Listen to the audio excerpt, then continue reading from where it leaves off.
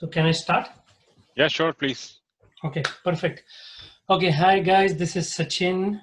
You know me, some people know me, some people don't, but whoever know me, I am doing stock market trading from last 3.5 years. I mean, I started before 3 years. The reason was, the main goal was like, what will I do once I start retire from my job?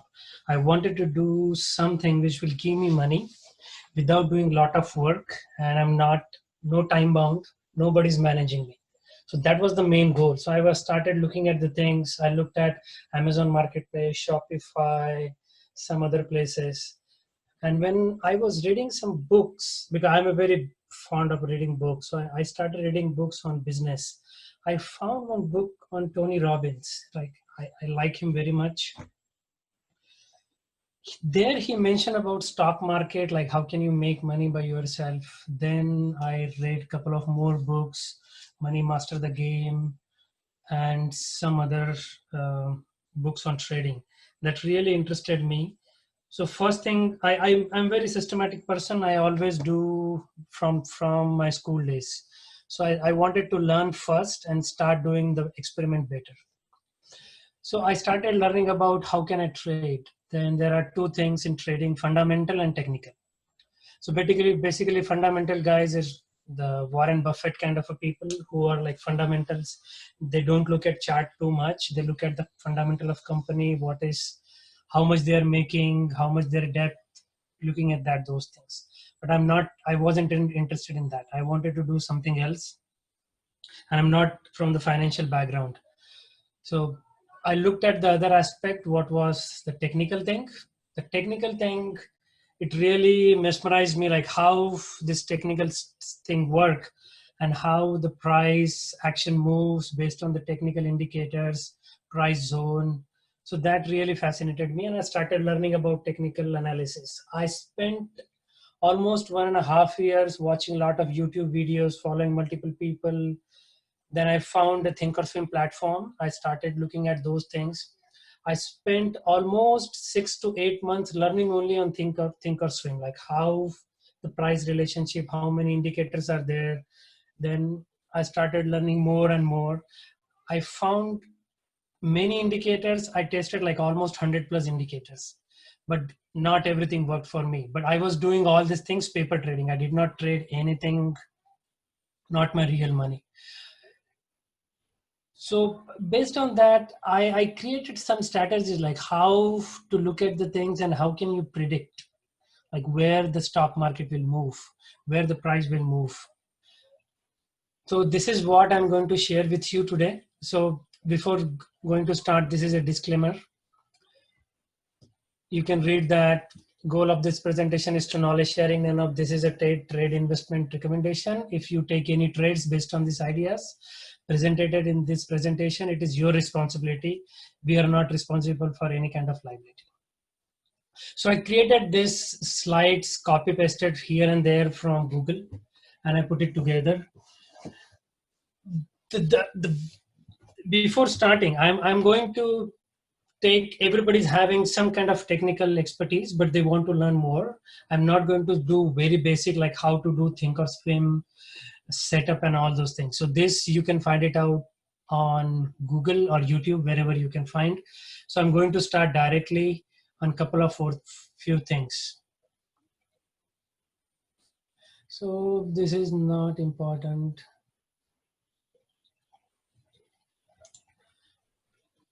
So this things, I mean, this looks very boring, lot of things, but you should have this knowledge is very important for you to start trading with your real money. Because think about it, like people say, okay, I lost like $100 in stock market. That is not too much money for me.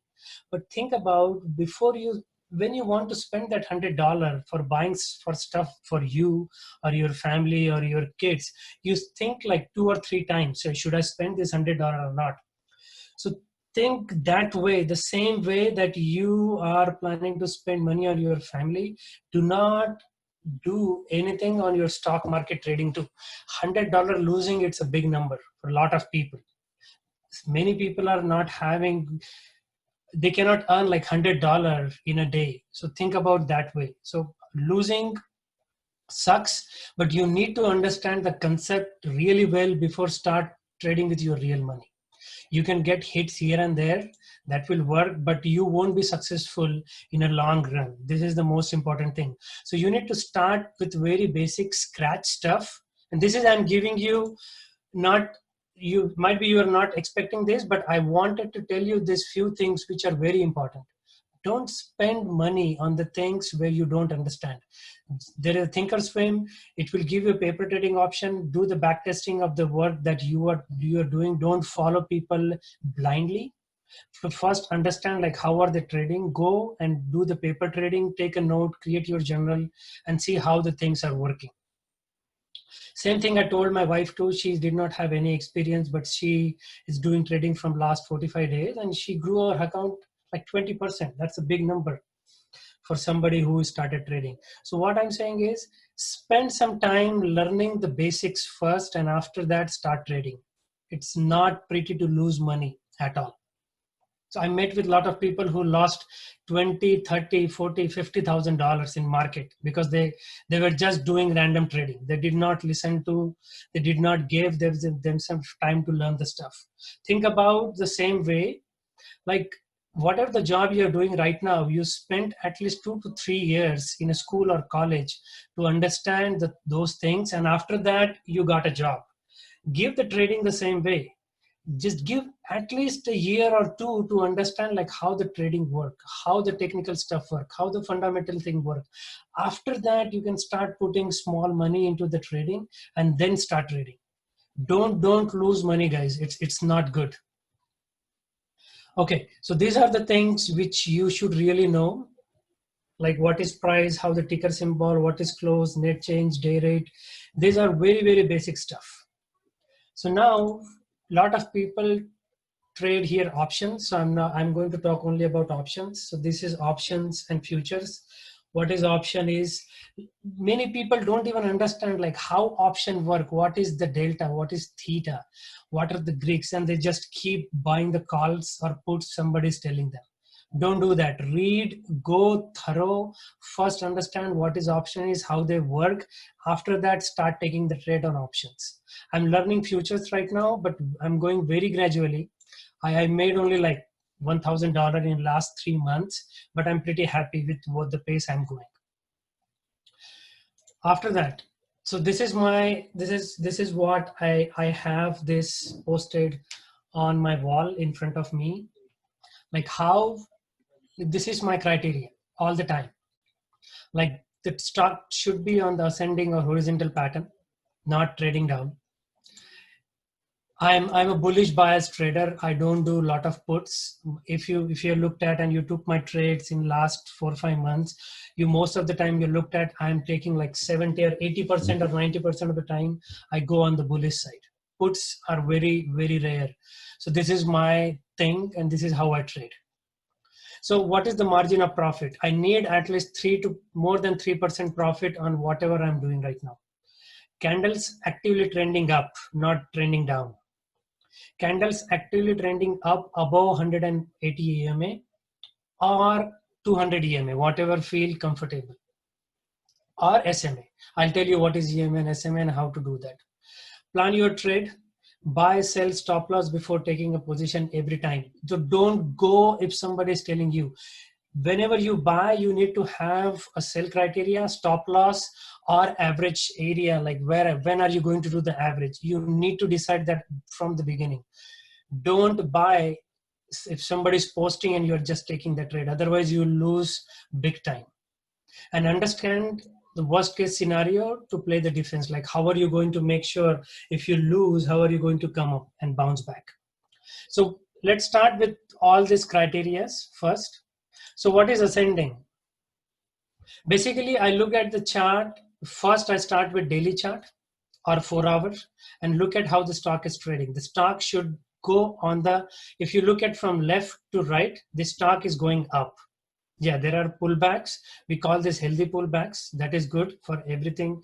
For every stock, the pullbacks are very important, and they're good to have for getting the better entry. But the most important thing is look at how the stock is going. This is going from left to right. Always look from left to right on any time frame, like 30-minute, 1 hour, 4 hour daily. Your stock should be trending up.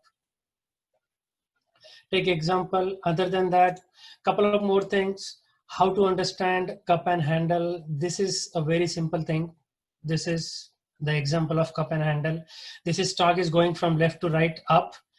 How the trend is going from cup and handle. This is like a normal stuff. You will understand when you look at the real chart. But this is how you can trade. Some are like double bottom. I'll show you a real-time example how you can see the double bottom. This is the double bottom. Look at this. I'll show you how to create the trend lines. This is the double bottom and this is the breakout. How to figure this out? Look at Tesla today. I'll also show you the real-time trades. This is horizontal pattern. Stock is trading in the zone. Same thing. Tesla. It's in the zone from some time and now it is ready for the breakout. This is the example of the breakout. This is zone and this is the breakout. How to figure out and how to find this stock is going to break out using multiple indicators that I'll show you. Some books which I really liked it and some apps which I regularly follow. Like these are the two books I recommend everybody to go and read that first before doing any kind of trading. It's very important. I read these books at least 2 to 3 times. And this is my mantra all the time. Might be you have seen me posting this. Like, don't be selfish. When you learn something or some new ideas, come up and share with the people you are talking most of the time. So this is what I do, and this is I follow from my mentor. He is Osho. He's no more in the world, but I follow his all the quotes. Indicators, never rely on any one indicator. You need to have at least 3 or 4 indicators or minimum 5 indicators at one point at time to understand like how the trend is going to set up. Don't rely only on one indicator. And also, I'm not an expert, but I'll try to answer as much as I can. And if time permits, we'll do this. Lot of things we need to discuss. The mechanics of trading, the mindset for success, these things are really important. When we do next session, next time, whenever the time permit, I want to cover the thought process, like how to be and how to have the winning attitude in the stock market, because you are trading against all the algorithms. They are very fast traders. And Fibonacci, like I love Fibonacci. I spent I don't know how many months reading about Fibonacci trading, how to do it. You can only trade based on Fibonacci also. I'll show you like how to do Fibonacci basic stuff, but then we can go with cluster setup, how to set up a cluster with Fibonacci, different price relation, time ratio. I'll explain all those things to you. So before we're not wasting time, let's go to the Thinkorswim chart. So can you guys see this chart? Say yes. Okay. Yep. Yeah. So this is a very basic chart. Whenever you have the Thinkorswim setup, you will see this kind of chart. So it will give you almost nothing like what is going on. So let me do a couple of few things. This is my simulated account. Equities, favorite time access. I want to have this free area here. Otherwise it makes me confused. So this is the daily chart of S&P. Let's go with SPY. People know SPY much better than SPX. So this is the SPY daily chart. You cannot figure out like what is going on with this chart and how I trade, what should I trade. You don't understand anything. So to do that, there are a lot of things are available on Thinkorswim. So let's go here. We are going to add few things. We'll add simple moving averages.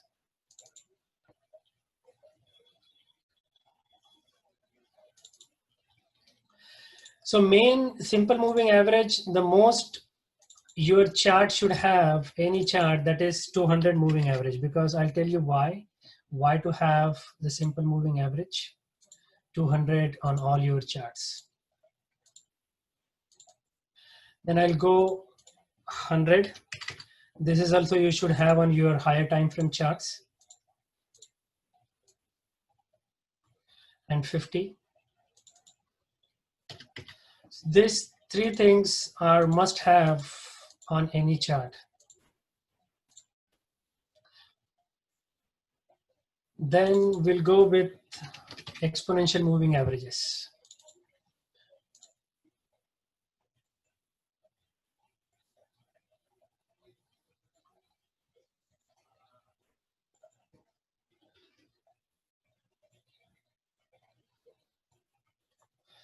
Now, after I plotted this moving averages, you will see some relation what's going on with this chart.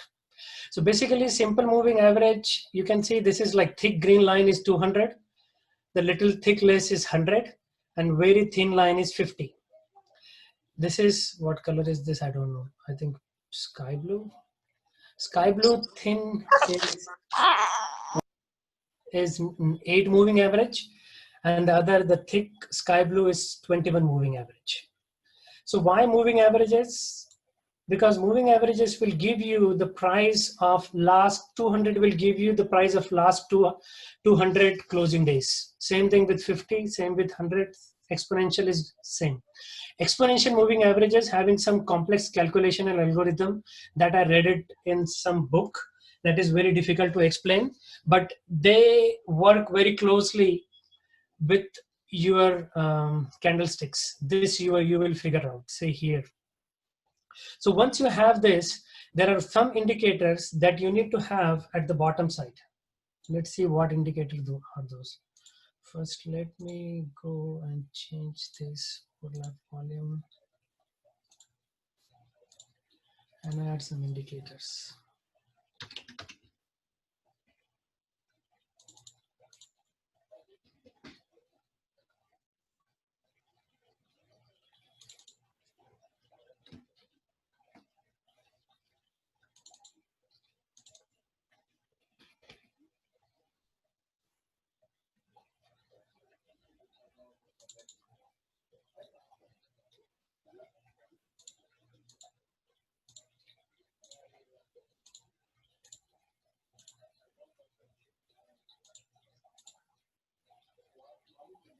Okay, now you can see some relationship is going on, what's going on and how to use this. I'll explain you.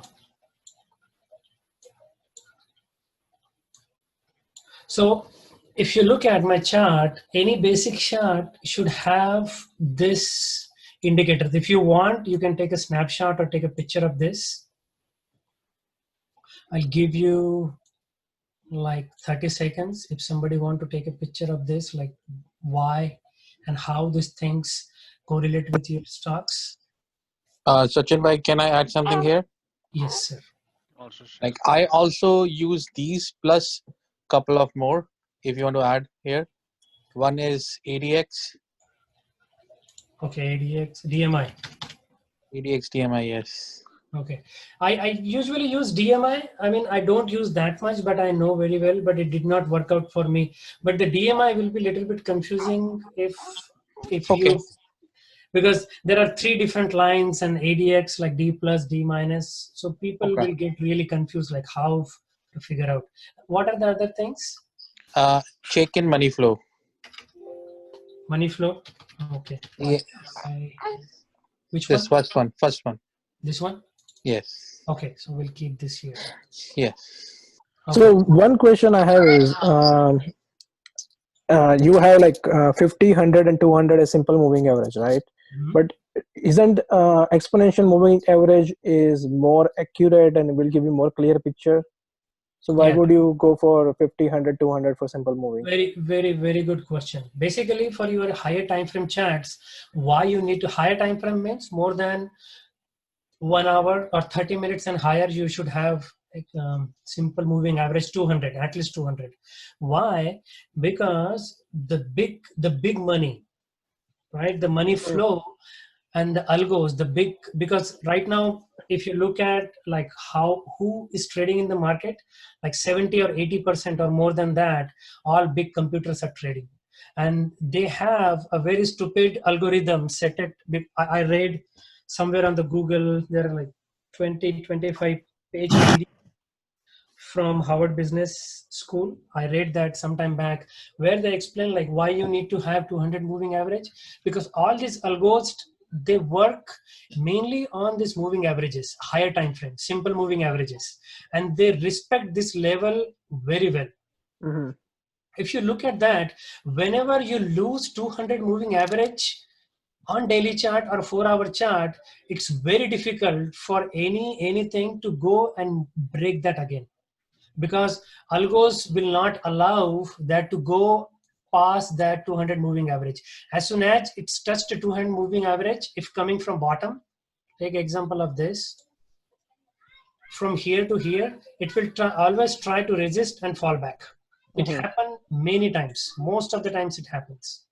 And if it's trading more than above 200 moving average, algos will try to keep and push that stock on the higher side, because they think it's a big resistance, a big support, and they will try to buy more and more. So Mhm. that's why 200 moving average is very important for any stock or any chart more than 30 minutes and higher. For lower than 30 minutes, you will do day trading. That doesn't matter that much, but you need to have this much, this moving average 200, at least 200. And the other algos, they also follow many times 50 and 100. Mhm. So I keep 50, 100, 200 on 4 hours and more. Whatever the chart, you can create multiple charts on Thinkorswim. One more question, Sachin. Like, is it 150 and they don't use 150?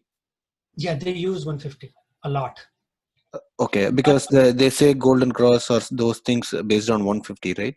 Yeah, it's golden cross. It goes on 100, 200, 50, 150. It depends upon like what is working for you. I'm not saying you follow always this thing. Do the back testing, follow your trades, create your trend line, create your charts, take the position on your simulated trading. Also, most important thing, when you have Thinkorswim and you're using simulated trading, you will get, I don't know, how much do I get? I have like 172,000 and 200,000. I got it. I don't think so. You are going to trade with 200,000 or 150,000, $100,000 account. When you decide to do any back testing, don't go and buy 10 or 15 or 30 or 40 contracts. That is like completely stupid idea. But you are planning to trade with $10,000, then use only $10,000 in your simulated account. Don't even try to purchase more than 10,000 if you're not going to play with 10,000. It will give a very false signal and false assumption that you are mind-blowing trader now and you can go and win. You will fuck up really hard. Don't do that.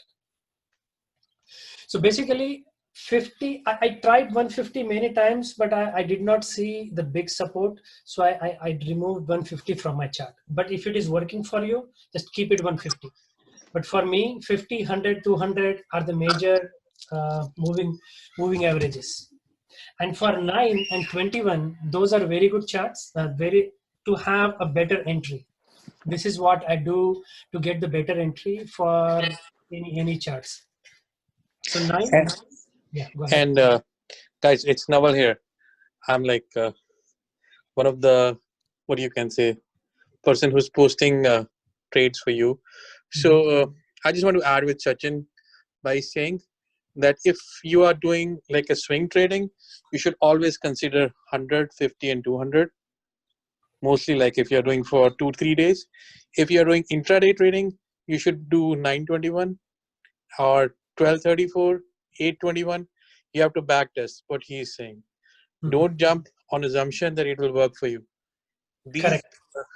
EMAs, you have to make yourself comfortable that based on this structure, this overlap, you are going to go in ahead and do the trade.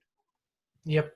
That is very good point. And also I want to add one extra stuff on this. When you are trading for 2 or 3 days, you don't have to look at the daily chart. I don't do that. If I'm trading for week option for 1 week or 2 week, I just look at daily charts for the trend. This is what I wanted to add. Yeah, please go ahead. You were saying something. No, I'm done, Sachin. I was just adding that. Yeah, I use 1234 yeah. EMA on 30 minutes for 30 my minutes. levels. Yes. Yes. Yeah, very good point, Naval. So for my 30 minutes and 1 hour chart, I use for 30 minutes and 1 hour chart, I use 834 EMS for crossover and finding support and resistance. For Okay. my bigger chart, I use 921. No, I don't I don't use any other charts. Either I use 30 minutes or daily, and that is it. And I've been using 1230 for like last 15 years now, and it kind of works for me. So I don't want to change it. Correct. It That is works. correct. Yeah. I mean, this is whatever is working for you, you should always use that. Yes. For me, 834 working really nice on lower time frame, so I use that. And very good point. What Naval is added is the most important thing. What I observed is people look at the daily chart for taking the trade for this week expiration. I don't think so. You're going to get any idea on that. So try to look at the chart, which is like 10 days, 30 minutes. So that will give you a very good picture. Yeah. So this thing reminded me one more stuff. I never keep the extended trading extended hours on, because I'll tell you why. So look at the SPY, which is heavily traded. This is the most heavily traded ETF in all stock market or stock, you can say.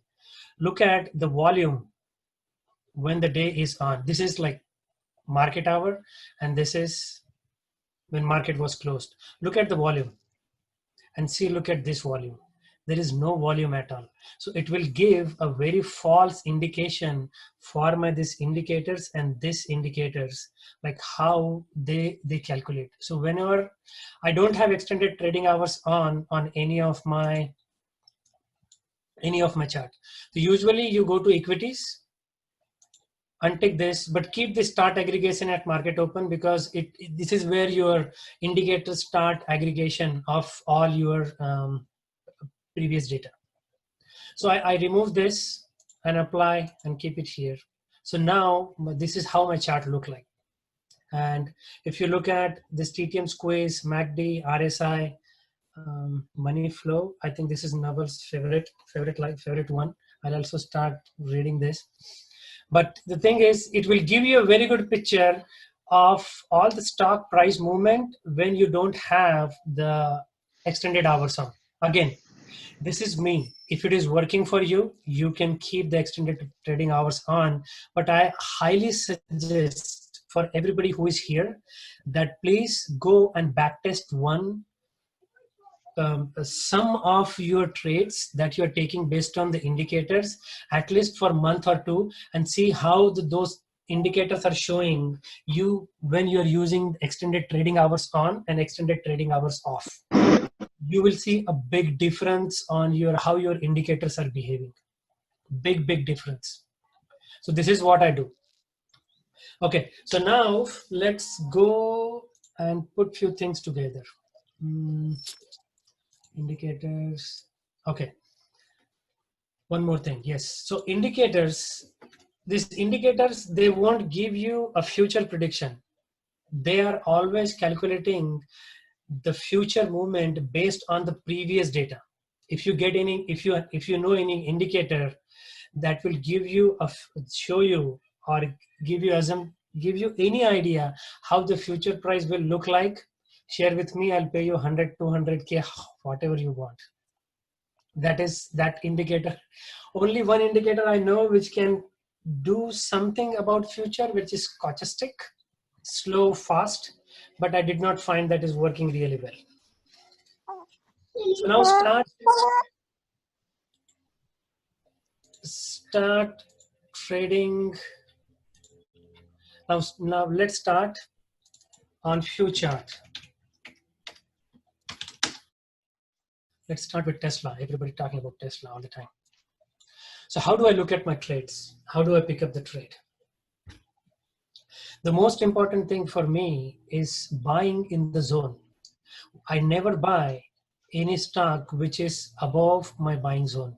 Sometimes I follow, but 95% of the time you should not follow any stock which is going really high up, especially which are having very high ATRs like Amazon, Shopify, Tesla.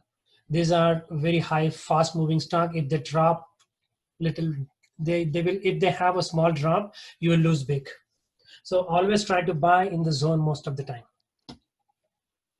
So now let's go and look at some few things. Yes, let's talk about indicators. Go with 30 minutes first. Sachin, one small thing. You said buying zone, and so buying zone means are you projecting this BB's lower area or something when you say buying zone? Buying zone means, so look at this.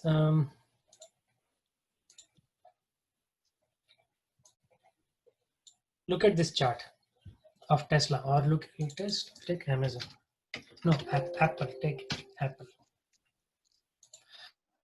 Apple is a very good example. Now look at the buying zone. What do I mean by buying zone? When Apple started running before this all Corona stuff, look at how the stock was moving. It was going up and then coming down. It was going up, coming down, but left to right, it was always trending up.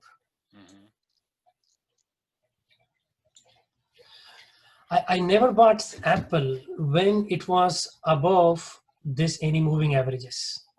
So look, this, think about this, guys. So these are the Bollinger Band is very good example. It will give you, I hope you took a screenshot of this if somebody wants to have. If okay, Sachin, we can also provide this setup to people. Okay, good. Yeah. So look at this. So one thing is, when the stock was moving, look at this, when the stock started moving, it was always going up, touching this Bollinger Band. Touching this Bollinger Band wasn't coming up, going up, it did not come up. So I never bought in these areas because I know this is like overbought area. And you look at this RSI too. I have few other paid indicators that I don't think so you need to know this, but these are very starting points. This is what I use most of the time. So whenever it was going up, whenever the stock goes up, the candlestick goes up, it always come down. Whenever it goes away from any moving averages, it tend to come and follow that and touches that moving averages. Most of the time when stock is in the higher and going up zone, it will go and touch the exponential moving averages than your SMA, simple moving averages. Why? Because algos are not going to let that come, those stocks, to the simple moving averages. They always go with exponential moving averages. That's why you need to have exponential moving averages on your chart. I go with 921, people 821, people can use 834, 835 or 1224, whatever Naval said. So look at this chart. The stock is going up, touching the upper Bollinger Band, touching, coming back to the exponential 9 moving, or 9 or 8, again going up, coming, touching 9, zone 9, then again going up, zone in the 9, again going up, touching 9, going up, again touching 9. So for me, the buying zone, the best opportunity for buying zone is, if you look at this chart right now, look at this chart here. So stock was going up. You will always like to buy when the stock is trending up here. That's when option trader, it's not a good idea. For stock trader, that is okay because they're going to hold the stock. There is no expiry. But option trader, when the stock goes up, the option price explodes and the stock come down, you're going to lose the options. Though price stack up again after a few days, but anyways, you will be in the losing side most of the time. If you did not average, a lot of things don't know how to average. So if you're buying the stock, always try to predict and look at the chart, how the stock is trading and which zone it is obeying most of the time. So Apple, when it was before Corona, it was obeying 9 EMA very well all the time. So this is the daily average, the daily chart. So what I did that time, I come to 10-day, and I always try to look at when the start move away from 9 EMA on the lower time frame chart, like 30 minutes or 1 hour or 15 minutes, and see where it see the pullback. I see the pullback on 9 EMA on 30-minute chart, and then I look at 1 hour, one daily chart. Then I come and take my position based on where it is going to have a potential pullback. So this is, I'm saying, and this is the buying zone opportunity for you, because your risk to reward is much higher than buying here rather than buying here. So always try to look at the zone where the stock is trying to honoring which support area. So most of the time, when you look at eyeball the chart, you look at this Apple is always honoring 9 EMA on daily chart. So this is the very good area to buy. For me, the buying zone is between 8 and 921 EMA, because this is where I'm going to get most of my risk to reward ratio. If I buy here, I'm going to lose it because it is going to the upper band of Bollinger. I'm not going to buy here. I always going to buy here. But the thing is, you get really nervous when you buy on the low, when the stock is trending down. But look at the holistic picture. The holistic picture is stock is trending up.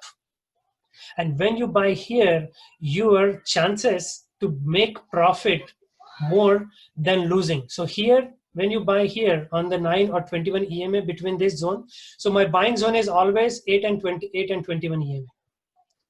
I don't buy any stock which is above my buying zone. This is stupidity, because your profit will be less, and you are going to have risk to lose more.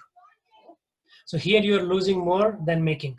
So what I did, when I buy here 9 or 21 EMA, so if I buy on 9, my stop loss will be below 21, but my target is above or lower Bollinger Band, because this is what it is honoring most of the time. Whenever it touches the upper Bollinger Band, it come back.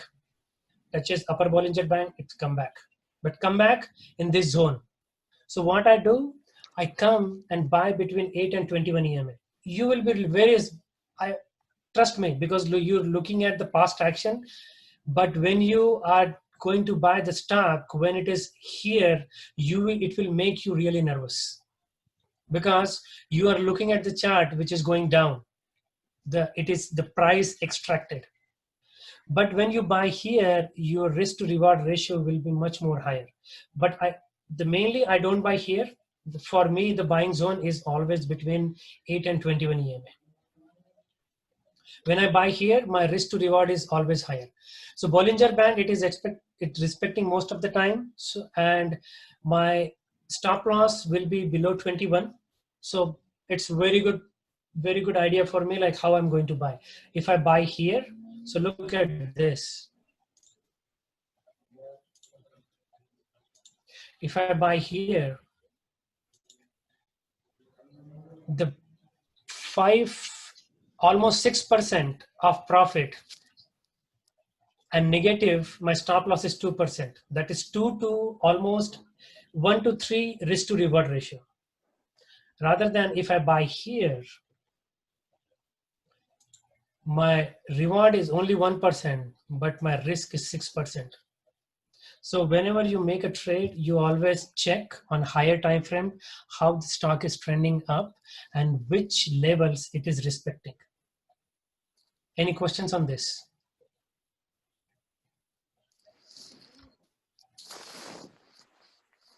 Okay, no questions. So this is how I work. Now, how are you going to buy?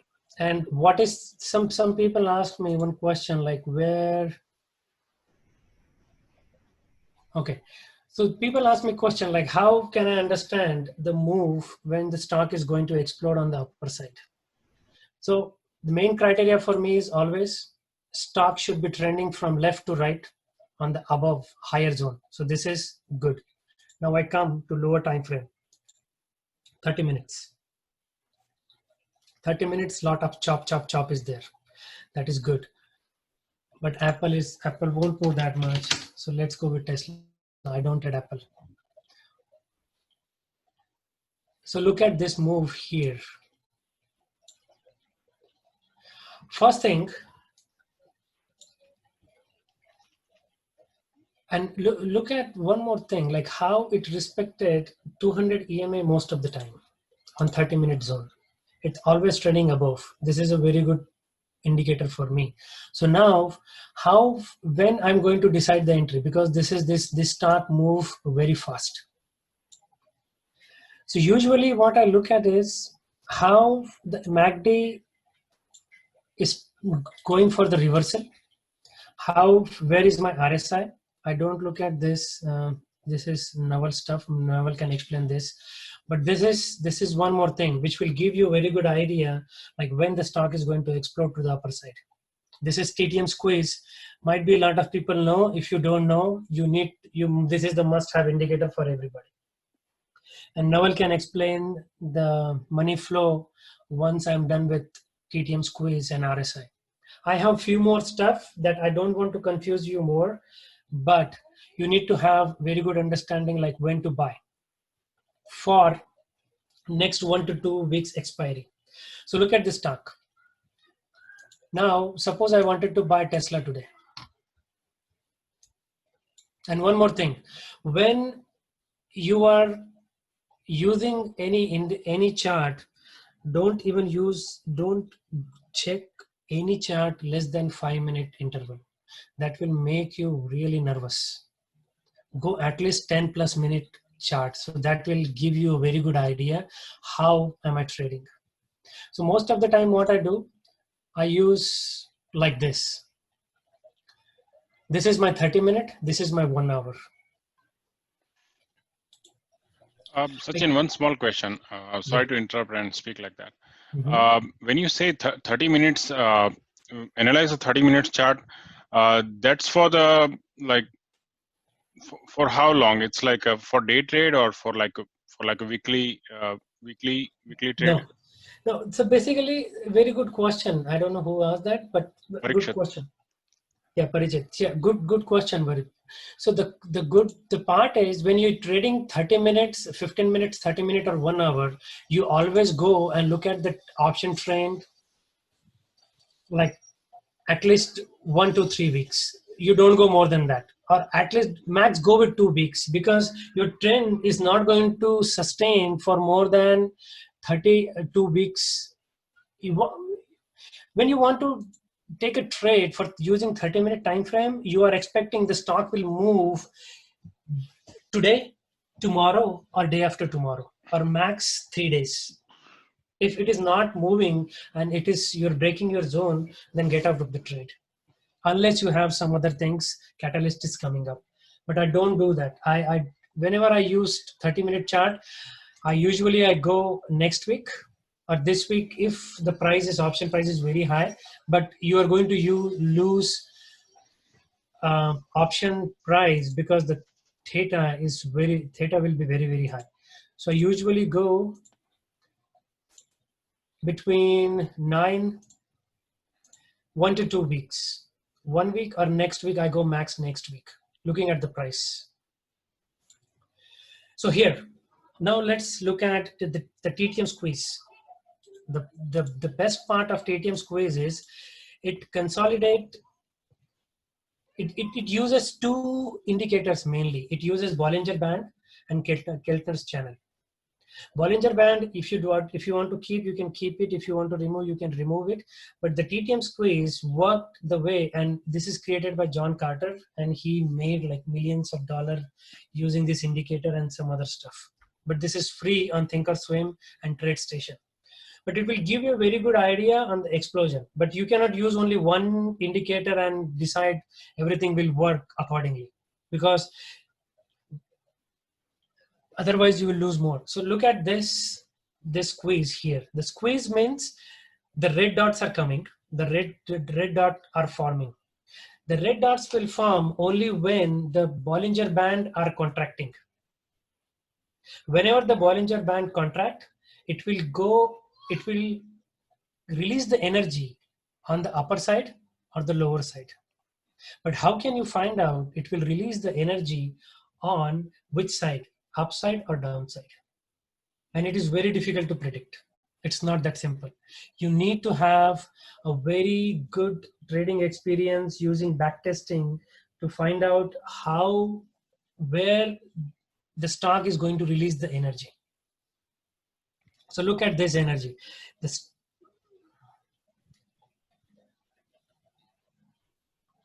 The red dots were forming here, and it released the energy to the downside. The red dots were forming here, it released the energy to the upper side. Then again lower side, then upper side, lower side, then again little upper side. So how can you find out? For this indicator to work, you need to have some kind of a catalyst. It's very important for the higher time frame stocks. Otherwise, you are going to lose the option premium very quickly. So today I took some Tesla trades, and I came out pretty quickly because I lost big time 2 weeks back, almost $1,500, because Tesla dropped. It did not honor. Let me go. I'll show you.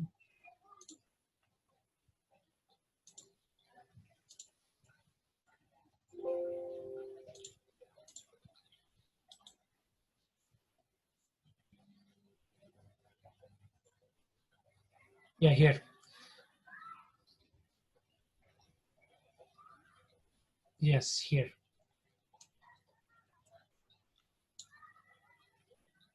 And I was wrong here, and I lost big time. So what do you need to do, and how can you find out when the stock is going to move to the upper side or the lower side? Again, the thing will come on your buying zone. Otherwise, you are not going to get any good entry. So look at the stock where it is respecting which level. It is respecting most of the time 821 EMA. Most of the time 21 EMA. Sometime it loses, but it again pull back very quickly. And whenever the stock started showing this kind of dots, how can you find when the stock is going to release the energy on the upper side or the lower side? The buying zone come in picture this time. You look at the stock when it started forming the red dots. I need at least minimum six red dot to form before I take any trade. I don't take the trade when there are 1 or 2 red dots. Our MACD should be showing the positive momentum. And RSI, forget about RSI. So MACD and TTM squeeze is showing the positive. So there are like 6 or 7 drops are here, good dots. But it lost the 21 EMA. So this time, what I think is my histogram, that time my histogram was showing on the negative side. So when it lost the 9 or 21 EMA, I'm not going to take the trade on the long side. I'm going to trade the trade only that time when it is trading above the support area. So this time, Tesla was trading above 21, it is going to have a good move. Whenever it's going down, it went down pretty quickly. So look at this zone right now. When Tesla exploded today, it had like 6 to 8 dots. It was above 8 and 21 EMA and 6 or 7 red dot forms. MACD was on the positive side. It had a cross here. And also some positive needs. One catalyst was there, like Musk is going to do something over the weekend. So that catalyst was very big. So all those things were lining up very positively. That's why I decided to take the trade and then come out with like 20-30% profit and come out. So this is how I decided to take the trade. So this is what my buying zone. The stock was here. MACD was showing positive reversal. RSI was going up. This is also positive. Stock is trading above 200 EMA. So couple of things stacking up one after another. This is where I decide, okay, now I'm going to take the trade. And also it gave me a very good risk to reward ratio. When it is going to lose 200, I'm going to cut off. When it's going to go to the upper Bollinger Band, I'm going to take my profit. So this is how you are going to take the trade. Any questions on TTM squares, MACD, RSI? So Yeah. Right. Yes, Sachin. So one more question is like I have is so when you say when you cut off when it's come down to the lower band and when you'll exit when it's above the upper Bollinger Band. So do you watch the charts every now and then, or you expect the Bollinger Band maybe something and you set up the profit target and the lower point? Like how you calculate because the Bollinger Band changes accordingly the movement, right? I'll tell you one thing.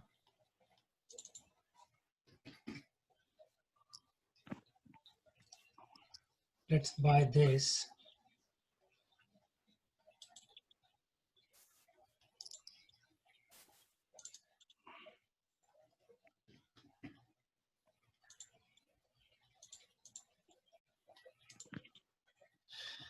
Thinkorswim give you a very good idea when you post. Like it's not all the time is perfect, but when you take the trade, it will give you, if you want to buy this at $18 price, where the stock price should retrace. The stock price should retrace around 830 area, then your order will get filled. So this is how I do. I go, if I'm very busy, I'm in the meeting, I go come here, I say buy custom with OCO bracket and select the price here. Go put 18, go put 14, just hypothetical number. My zone will be 22 and come out and say confirm and send. Come here and look at this. It will give you where the stock price will retrace when your auto order will execute. When price you will get, your price will be filled when the stock retrace, and where the stock price will go up, your order will get filled. It's not happen most of the time. It is not beauty, but it will give you a very good idea when the stock price will retrace. But I won't recommend putting the OCO bracket, or one cancel other for the stocks like Tesla, where the option price like jump from $10 to $2 and again jump to $20 in like 2 or 3 candlestick. You will get stopped out all the time. But it's very good for the stocks like Apple. So look at this. So the bid is 20. People are asking to buy like 20 and people want to sell for 21. So $1 width is here. That is too huge. But if you come to Apple, check the width. 2 to 235. 1 to, this is like very, very, very high, but it is not that high when the market is open. It's like only like 5 to 10 cents you can see most of the time. Yeah. Yeah. So this kind of stocks you can do, but don't put any kind of stop loss for the options, especially when you're trading the stocks like Tesla. You're going to get stopped out most of the time. So this will give you a very good idea where to put this buy and where to put the stock close. Hey Sachin, this is Monik. One question, right? So I'm aware of this TTM squeeze and other things, right? How do you avoid this falls down, like the last third candle on Tesla today, right? So for when you're looking for 30-minute candles and having a $1 or $2 up and down move on Tesla can wipe out your $200 from your option premium. Correct. How do you usually trade? Like, do you just come out with a $50, $100 or $200 profit, or have a stop losses around it? And what you do in the case of this So Very basically, quick drop down, like price is going down. correct. So basically, it's a very good question, by the way. And I told you, right, you need to spend good amount of time understanding the technicals. And the first and the very most important thing is understanding the technical candlesticks, not technical, candlestick patterns. What is the candlestick, how the candlestick look like? And I don't know the name, but I can find out looking at the candlestick, is it a positive or the negative side? How it is going to move around. You need to learn. This is we call like bullish hammer stick. It will go, it will still show you there is a strength in the market.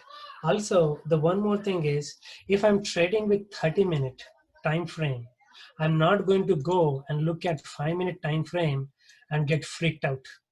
If I'm taking a trade, take a note of this. This is the mistake people make most of the time.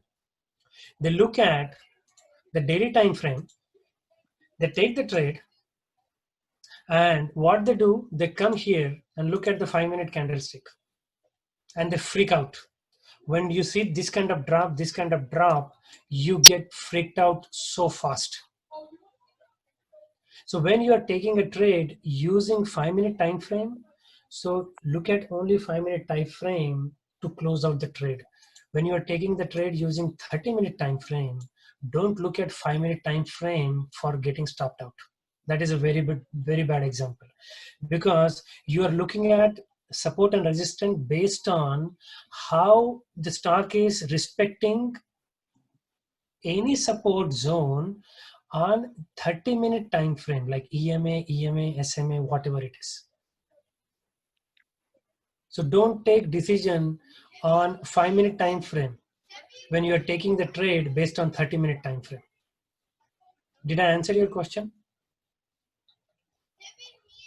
Yes, Sachin. No. Yeah, thank you. Okay, and one more thing. You need to understand, when you read about the MACD or TTM squeeze, the most important thing where people miss is how to look at the histograms and how to find out what is the normal trending bars whenever the stock fire to the upside or downside, how many bars that stock will go to the upper side. So Tesla, with my experience, with my back testing and my real testing, Tesla usually honors 4 to 5 bars minimum when it fire to the any side. That's the normal pattern. Minimum 5 bars, it goes 4 to 5 bars to the upper side. After that, the trend get exhausted. Same with MACD also. MACD, I don't look at the bar. I mainly look at the crossovers.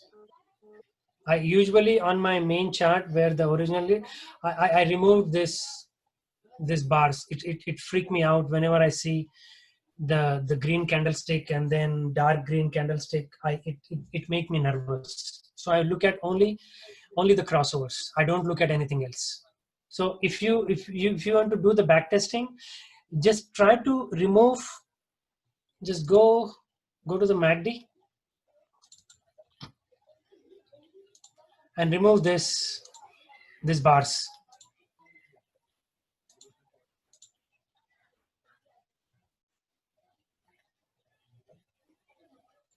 Remove this bar. Now look at, it's very pretty.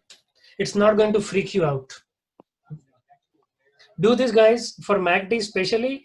Otherwise, you will look at that small red bar or green bar and dark gray, all those things, it will freak you out most of the time. So this is what I use MACD. This is how my MACD look. So now I'm looking at the MACD crossover, though there is a drop, but the trend is higher. Now I come here and put my MACD and say show plot. This bar, this candlestick, it would have stopped me out.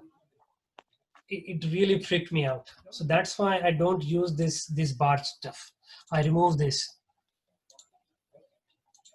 So if you want to try, just try this on your chart. It will give you a very good indication when to go. Whenever this crossover happen, I'm going to go inside my trade.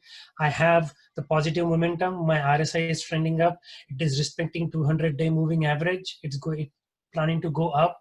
My zone is below the lower Bollinger Band. That is perfectly fine.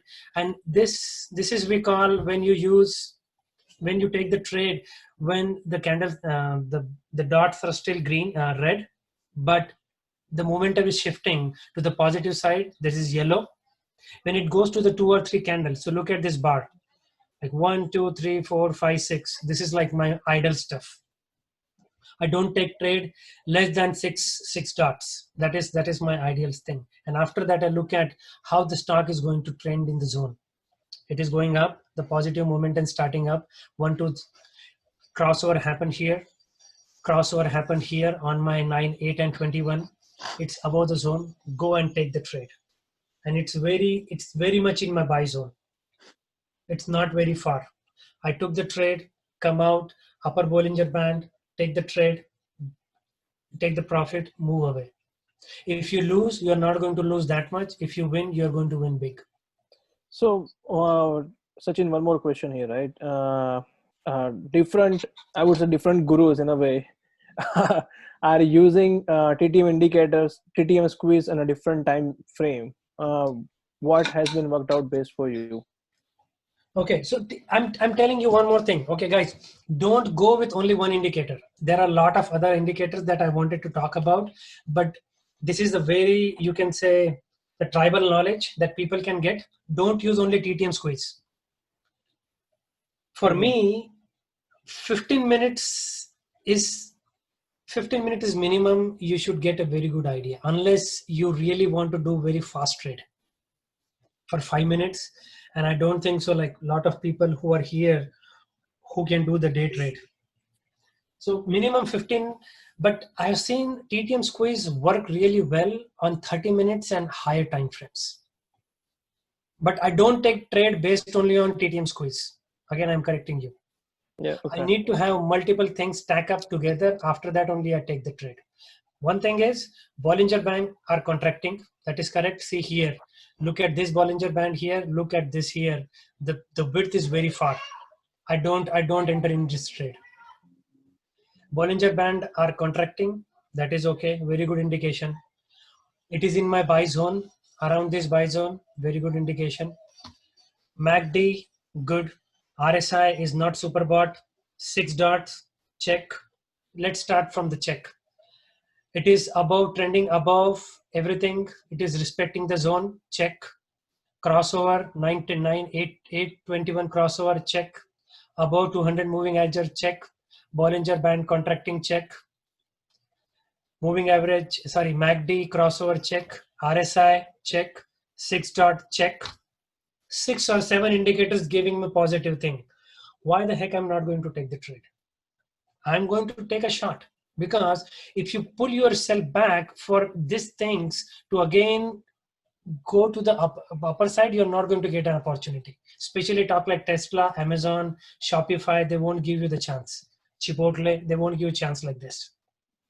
So when you're looking at these things are positive, stacking up together, 1, 2, 3, 4, 5, 6. I have more things, but for starting, these are the very good stuff. This is what I told my wife.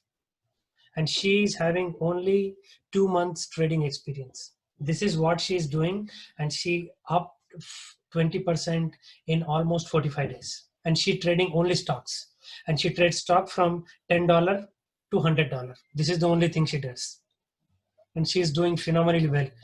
So multiple things should stack up together. After that only you should take the trade. If you're taking the trade only on 1 or 2 things, you are going to lose most of the time. So how are you going to make sure you're not going to lose the trade? Backtest all these theories on the simulated stuff using only the money that you are going to use in your real trading account, not buying like 20 options where $2 move will you give you $200 profit and you will be jumping on the couch. Because in real time, you're going to take only 2 lots, that is only $20 profit. So backtest, guys, backtest.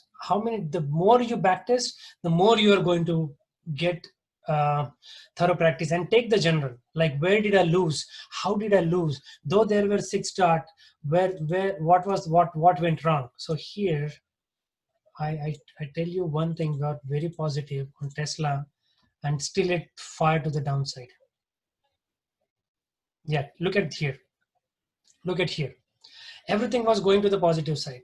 6 dot check, but crossover wasn't there, but I still took the trade because I had other indicators were showing positive momentum. But for you, you should not touch that.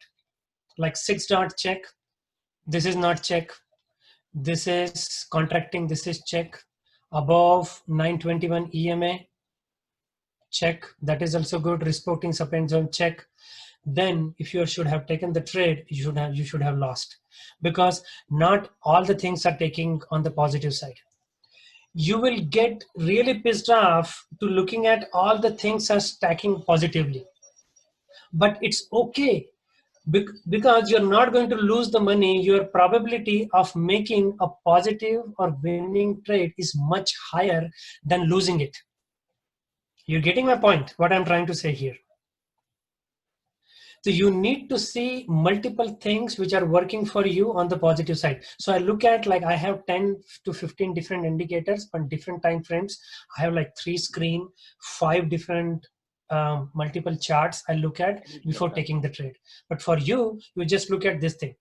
So out of 5, 4 should be stacked on the positive side. After that only I'm going to take the trade. Otherwise I'm not going to touch.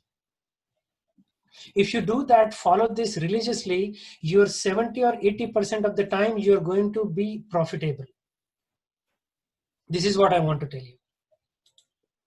Now, Sachin, one thing to add here, right? You mentioned about for TTM squeeze and how do you know where the is it going to fire up or down, right? So there is an indicator which I use for everyone. It's called momentum. It's also part of TD trade, which you can use to see where the momentum is going. For what is the spelling? 1 second. And then if Naval is still here, he can talk about. I think he left. He had to go. Just 1 second.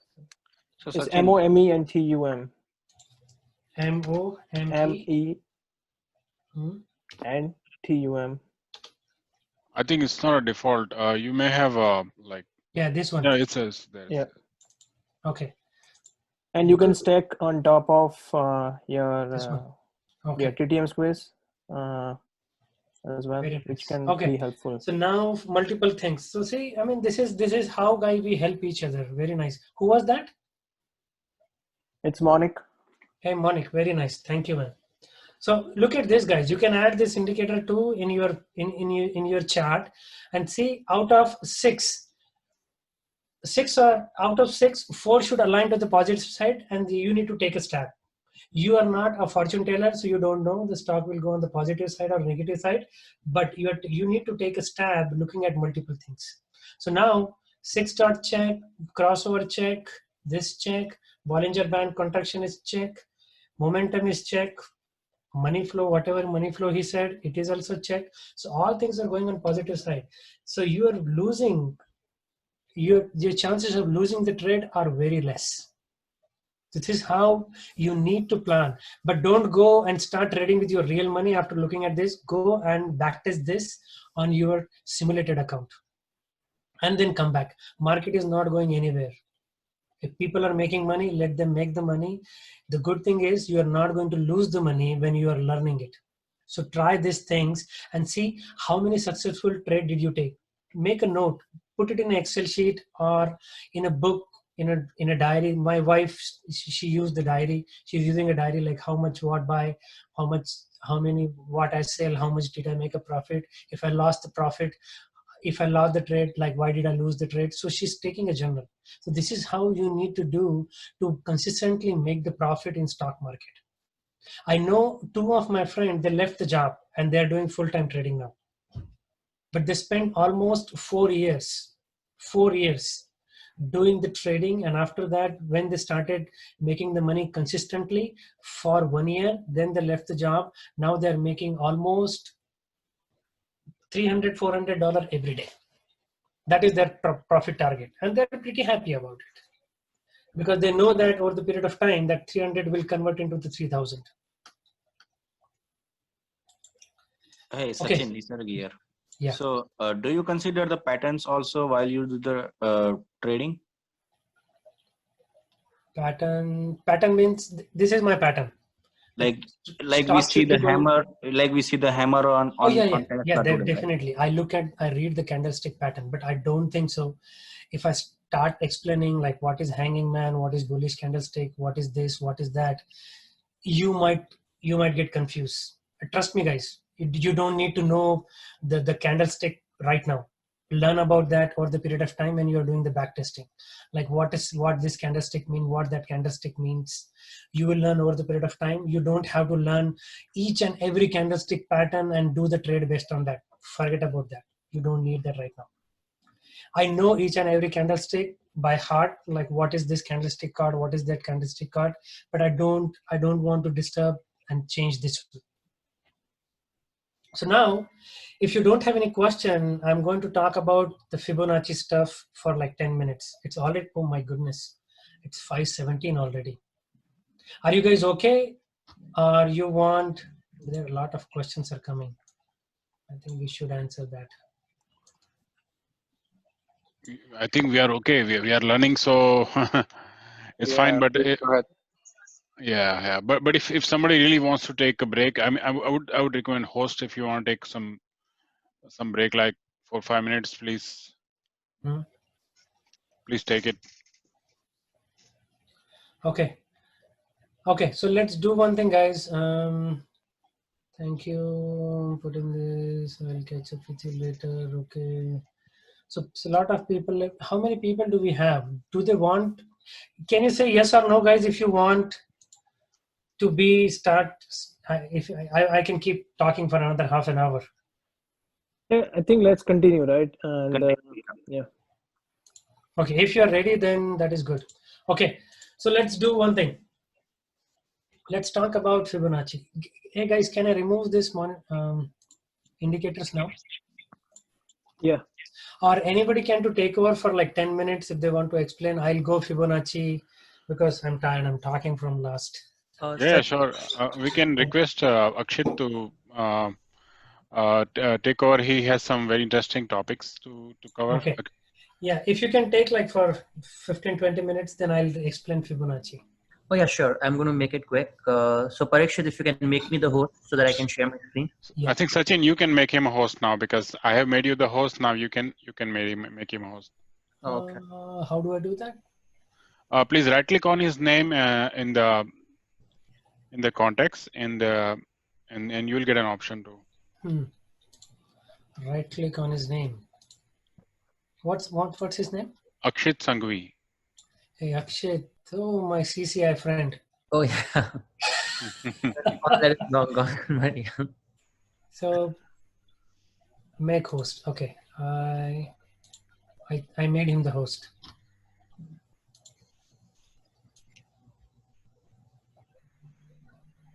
All right, I'm going to try and share my screen.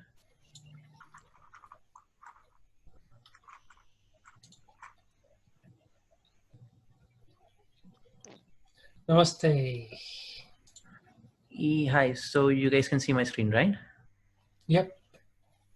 All right, everyone. So the kind of trading that I usually do or is for a shorter time frame, and I would advise you do this when you have all day enough time to sit in front of your screens. And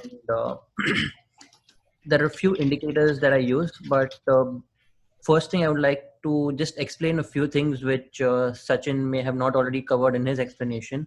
So here I have the TTM squeeze, MACD and RSI, which Sachin covered.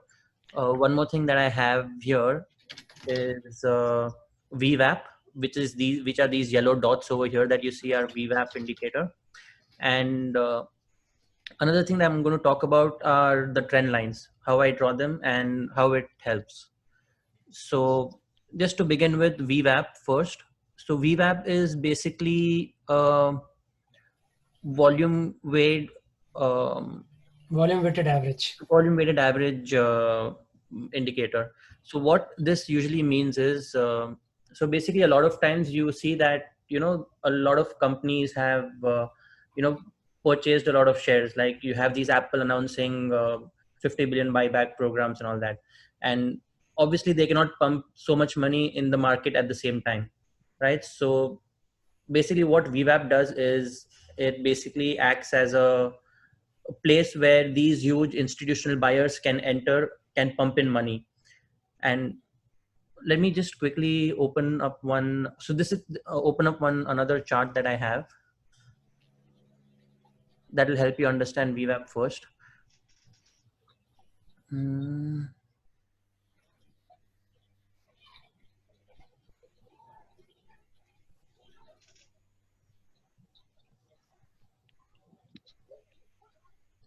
Right. So if you see on this chart below, it's a 15 minutes time frame chart, and you see the pink dots over here is the VWAP center line. The red dot at the top is the VWAP the top line, and this is the yellow line is at the bottom is the VWAP bottom line. So what this ideally means is when a stock, let's say the price is 320 right now, like if a lot of people are looking to buy, they would want to buy a stock which is at the VWAP, which is at these dotted lines. And usually when the stock is above these dotted lines, it signifies an uptrend. So a good point to buy the stock would be whenever it comes close to the dotted line. And usually at that point is when, you know, institutional buyers wait for the price to come to the dotted line and then buy, so that the price can further go up. They cannot pump in a lot of money at the same time. And similarly, when a stock is on the downtrend, people usually buy it at this yellow bottom line, and they want to sell it at the middle line, because now people don't want to buy the stock for more than what the normal people are paying for it. So let me just yeah, so if you look at this Qualcomm, it bounces off from the lower VWAP and it goes off further to the upper VWAP. So this is basically that buying and selling range. So this line is usually drawn you know, as this is happening, and this resets every day. So basically the idea for VWAP, I mean, I would encourage you guys to look it up online about what VWAP is and how it is helpful. I might not be the best one to explain this. So yeah, so I have the VWAP knowledge saved right now, so I'm going to come back to that. And so starting with this one, so usually the way I do it is for any stock that I take, I usually first draw trend lines. And the chart that I usually follow is the 30-minute, and I change the time frame to 30 days.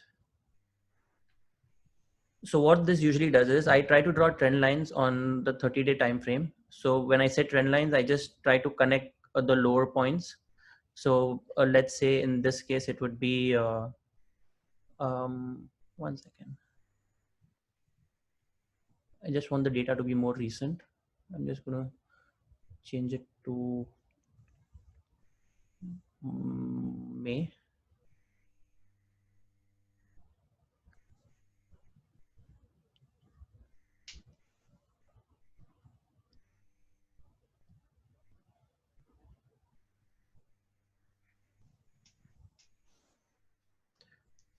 Right.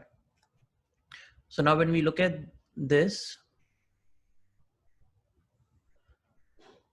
so I kind of draw the trend lines from these bottom points, touching the most recent bottom over here. And I see this over here, like you see here, I've drawn a line here.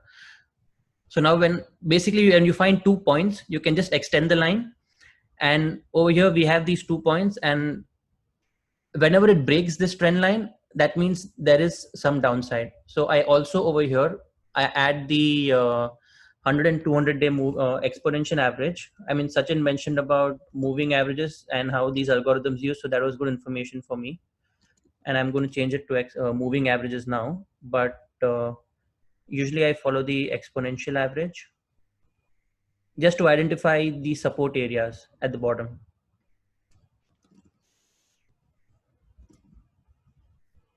So this is the 200-day, and I do the 100-day.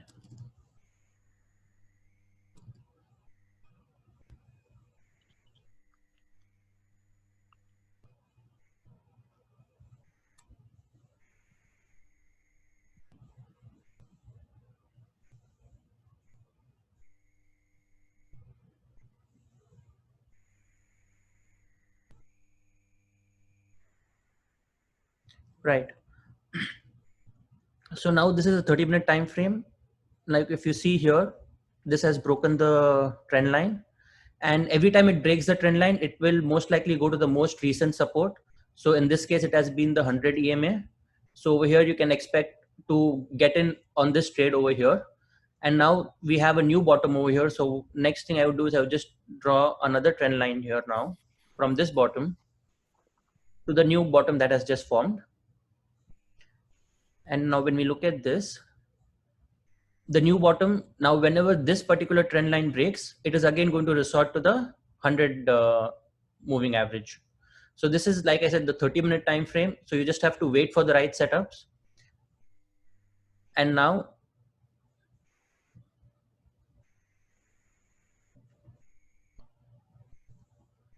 another good time for me to get in for a good entry would be again when it reaches this particular line, or if it breaks this or reaches the 100 MA. That is a good entry point for me again over here. So this is the kind of trend lines that I do on the 30-minute time frame, and the same I apply for my 5-minute time frames as well. So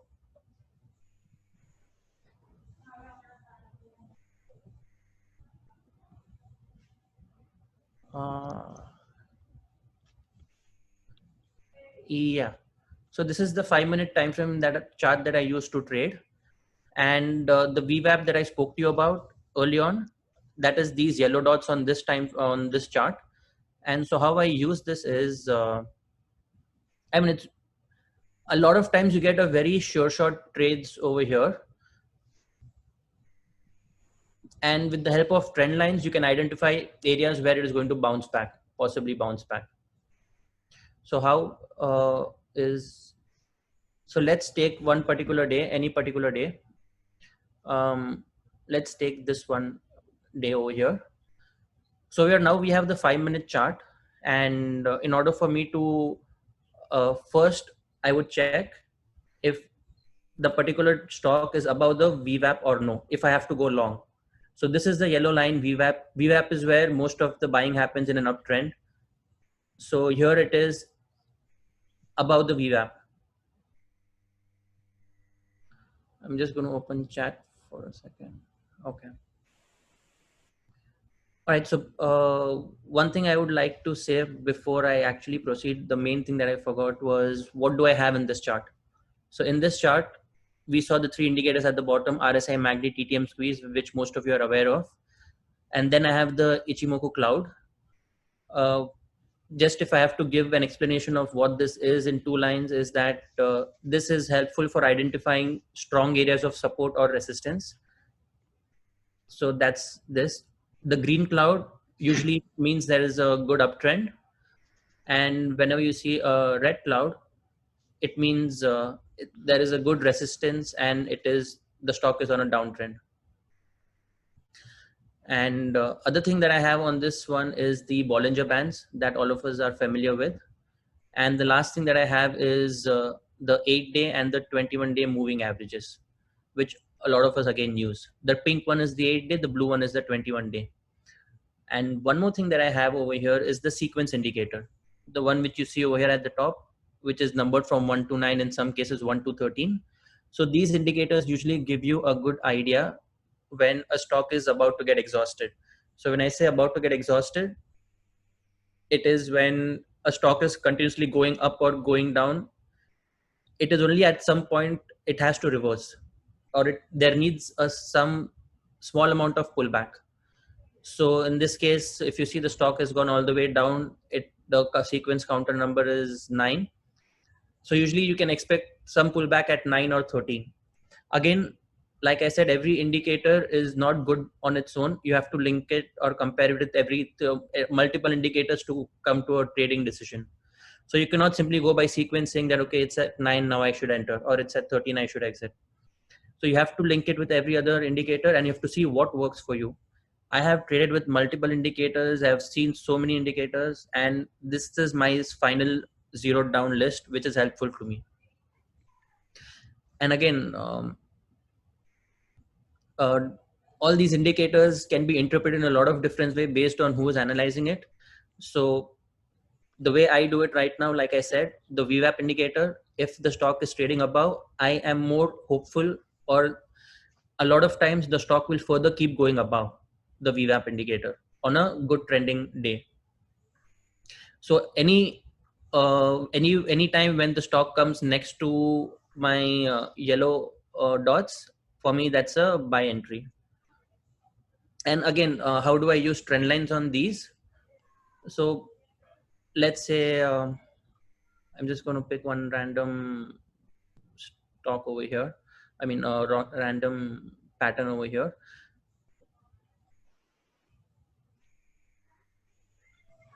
So yeah, so I think the dotted line that you see here is the beginning of the day. So this is the beginning of the day over here in this case.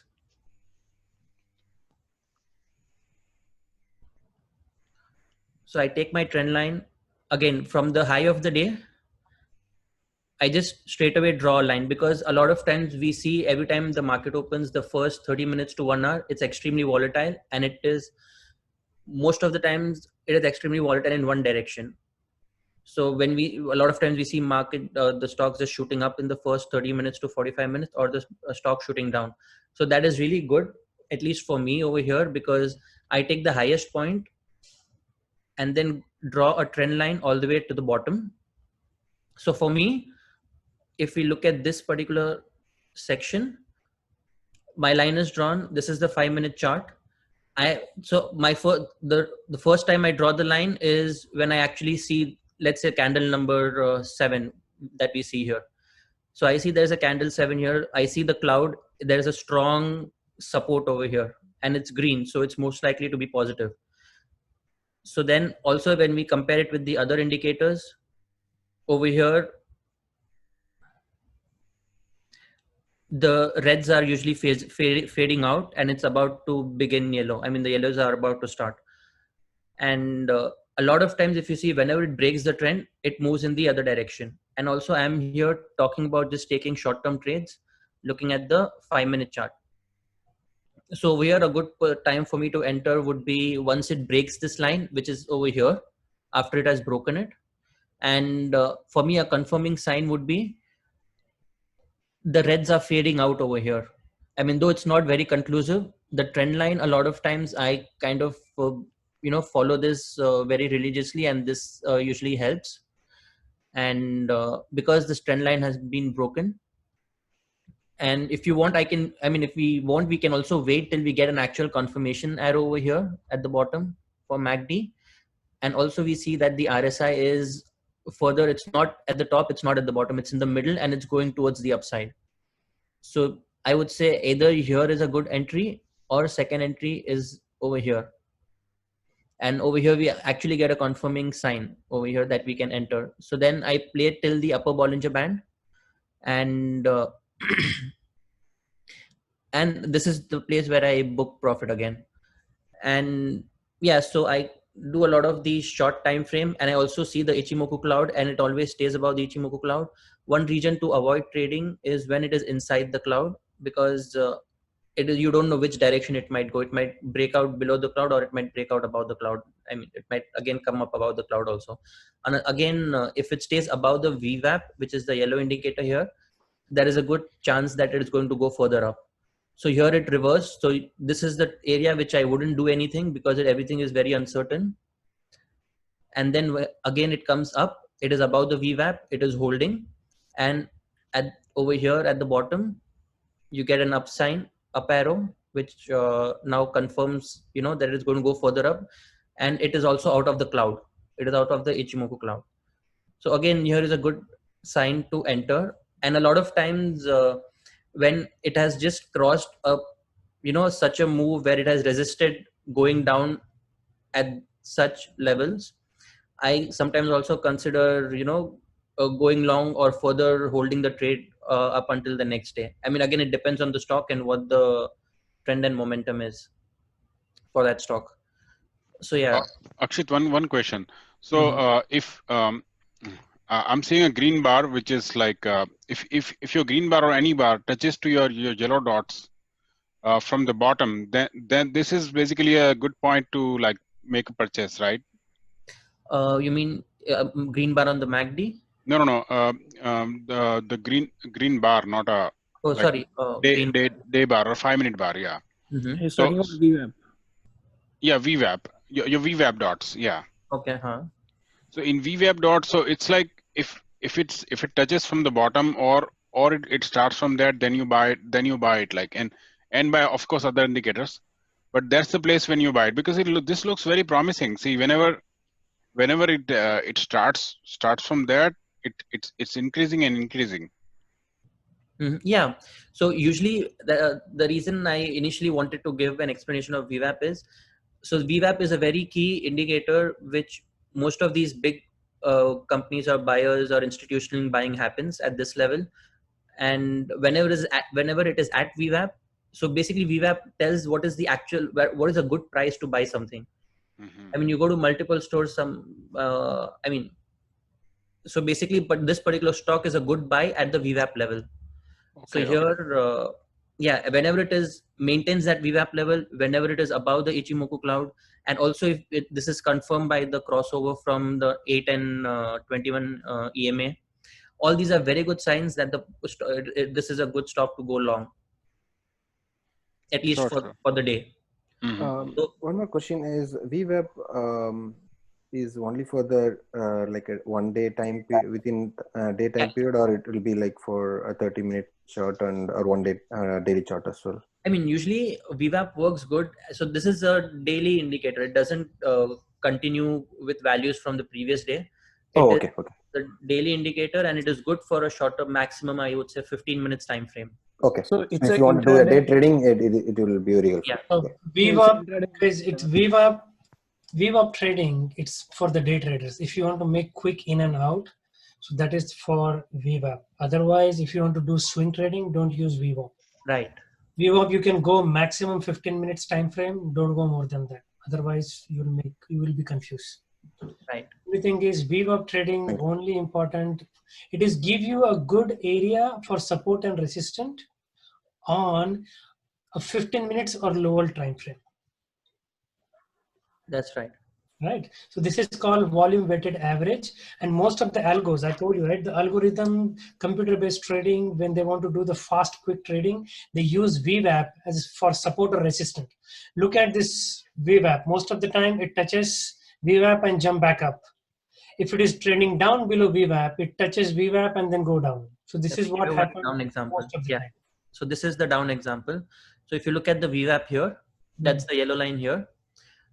This is the downtrending day for shop, and it has opened below the VWAP, and it is further throughout the day. It is struggling to go above the VWAP. So again, it touches the VWAP. It goes further down, and then over here it touches. So over here, what I would usually do is once it is going down, I just draw my line and just have it there.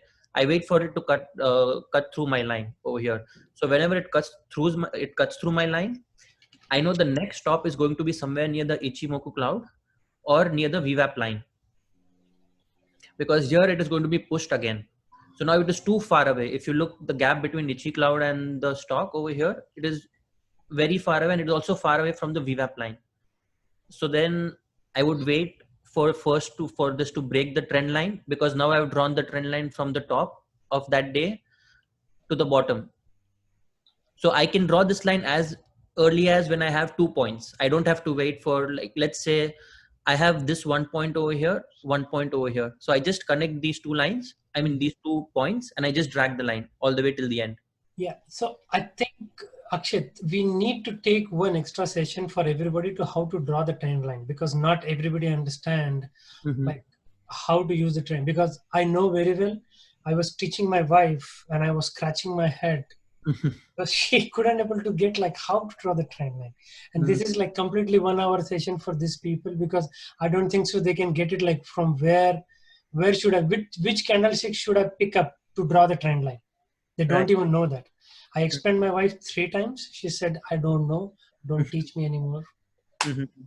So I left it. Okay, perfect. So this is for day trading with Akshit. So I have 20 more minutes. If I want, I can go with Fibonacci, like basic for swing trading. Yeah, I think right now you can proceed, because even I also look at Fibonacci over here, even to determine these levels and how everything connects. So, I mean, that's again for a later session. So I think I gave you the permission, right, Sachin? Yeah, I got. Did I get? Okay. How can I pull up? Thanks a lot, Akshit. It's very good, and we really learned VWAP today. If possible, please please share your setup in the group so that people can see it and they can also start analyzing stuff. But as Sachin and Akshit both said, don't go crazy with your real money. Play with your paper trading account. Okay. Correct. Yeah. So hey, I cannot see. Like I don't have the access. Akshit, please go to the participant list and right-click on Sachin, and then make him a host. I don't know. That's the proper way, or something else. I don't. Yeah, that's the way. And also one more thing I would like to add is always have rules when you trade. And if something breaks your rule, you get out of the trade. It is very important to be disciplined if you want to make money. And it's okay to take a loss as long as you are following your rules. I don't know where is my Zoom? Really? That we can tell you. How many screens you have, Sachin? You may have like 5-6 screens. You may have to look at all the screens. 3. Oh my goodness, where is Zoom? Okay, just go to your start menu and type Zoom there. Yeah, this is what I'm doing. Join a meeting. What? Oh, okay.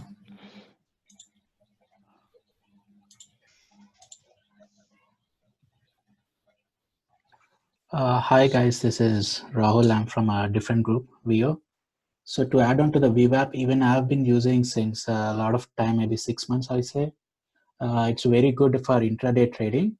Even if you look at Tesla today on a 5-minute chart, the whole day, even it was dipping a lot of time, but still it maintained VWAP and it still consolidated till 842. That's the share price. So if you are doing only day trades, then yeah, VWAP is good. And the stock should be as Akshit said, it should be above the VWAP line to be a bullish, or like maybe if it's below the VWAP line, then that line acts as a resistance for that. So that's my 2 cents. Cool. See, this is what we wanted. We want more people to see these things.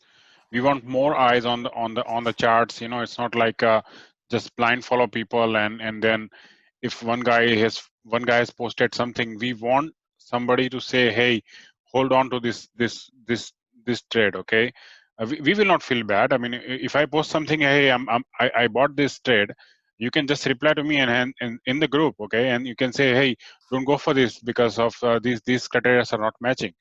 I can come out without a loss, right? Right. Parikshit. So 2 examples is check out MU today and Tesla today, like how it traded above VWAP and how MU traded below VWAP. It was getting rejected at VWAP every time. Parikshit, it says, can you hear me, Parikshit? Yeah, definitely. Go ahead. It says host disabled participant screen sharing. Oh, really? Damn. Oh, he made me the host instead. Hold on. Make a host. Okay, I think I made you the host again. Now, yes. Okay, sorry, man. I think Akshit made me the host. He likes me. I know that. Can you see my screen? Yeah. Okay. how to do, okay. You can see my screen, right? Yeah, definitely. Yeah. Perfect. So now I hope already. let's talk about Fibonacci. What is Fibonacci? So I hope people know about what is Fibonacci and how the Fibonacci. I'm just going to tell you like how to use the Fibonacci to draw the support and resistance area when I am going to Tesla all the time. Yeah. So how to draw the support and resistance using Fibonacci. So Fibonacci is used by many traders and also same algos. I'm talking about algo most of the time because they are the ones, I mean, they are not humans, but they are the ones who are trading in the market all the time, 24 hours a day. And they have certain algorithm fitted, just like our software developer, just like us, and not just like us means. For me, I'm a developer. So the developer, they put like lot of algorithms in the trading platform, in their APIs. And they used based how to enter and exit the trade based on some certain scenarios. So EMI, SMA, EMA, some indicators. So they use Fibonacci also very widely. And this is also, we also need to use to understand how to enter and how to exit into the trade. And what are the certain resistance zone. I told you one thing, don't go only on one indicator for finding support or resistant area. You need to find multiple things together to get the zone. So let's start with how to draw the Fibonacci. First thing, the important thing is you come to the daily chart. Come to drawing area, drawing tools, and you will find two things, Fibonacci retracement and Fibonacci extensions. And there are some other trading platform too. So retracement become extension, extension become retracement. I don't want to talk about that. We are going to talk about very simple stuff on Thinkorswim. Come to the drawing tools here, pick up Fibonacci retracement, click on that. So how Fibonacci retracement, you can find the resistance area and the support area. And hear me out very well. I don't know how to. So how to find the support and how to find the resistance. When you selected from drawing tools, Fibonacci retracement, when you pull from bottom to the most recent high, you are going to find the support area. You're getting me? From bottom to top, you are going to find the support area. When you pick up from top to the recent bottom, you are going to find the support plus resistance area. Do you want me to explain, tell one more time? Yes, please. Yes, please. Okay. So when you want to find the support of any stock, like where this stock will retrace in the future, which is going up, up, up, up, up, up, up. Okay. The stock is going up, up, up. How can I find the next support zone for the stock if I'm here? I want to buy the stock. So what we do, we find the recent bottom, the lowest bottom, click here and pull that to the top of that particular zone. So let's talk about, we are talking about only this zone right now. So where is the lowest and where is the highest? So this is the lowest. They both can be lowest. This area can be lowest or this area can be lowest. But let's pick up the recent low. We are going to pick the recent low. Where is the recent high? Recent high is this. Is that the recent high, or we should take 187, the recent high few days back? Oh, in this chart. Yeah, okay. Okay, in this chart. If you talk about a 30-minute chart, Then recent high is 187. You're spot on. I mean, you're like what you're doing with this stock. you know the highest. Okay, perfect. Who was that? You're stalking this stock like hawk. No. I just asked a Yeah. generic question. I'm not following much about this. So Oh. what I thought is like I should go the forward time, not the backward time. So that's No. why I asked. So if you're looking at the daily chart, Okay. you look at the most recent low to the most recent high. Okay. The most recent low, I can find this here. So I'm going to click on here. And then I'm going to stop here. And then done. Oh, one more thing. You need to take picture of this because I don't think so. Edit properties. Take a picture of this because you might have a different setting than what I have right now. Keep it here. So what I usually do, I remove this, I remove this, I remove this. I keep 5, 8, 786, 1, 186, 4 is very extreme. So this is one you can use, or you can keep the default setting. Tuck, tuck, and tuck. So this is the setting that we have right now. So when you pull from recent low to recent high, you will find a different number here, like 23, 36, 50, 61, 78, and 100. 100 is the lowest and 0 is here.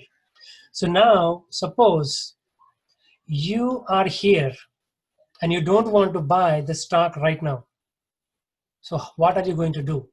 You have a multiple places to find the recent support zone. So look at this stock, this support 21 really well, but I'm not going to rely only on 21 EMA. I'm going to use Fibonacci extension also to find out, is this matching with my 21 EMA or not? So I found the recent low, pull this, stopped it here. Now I can see, oh, very well, see here.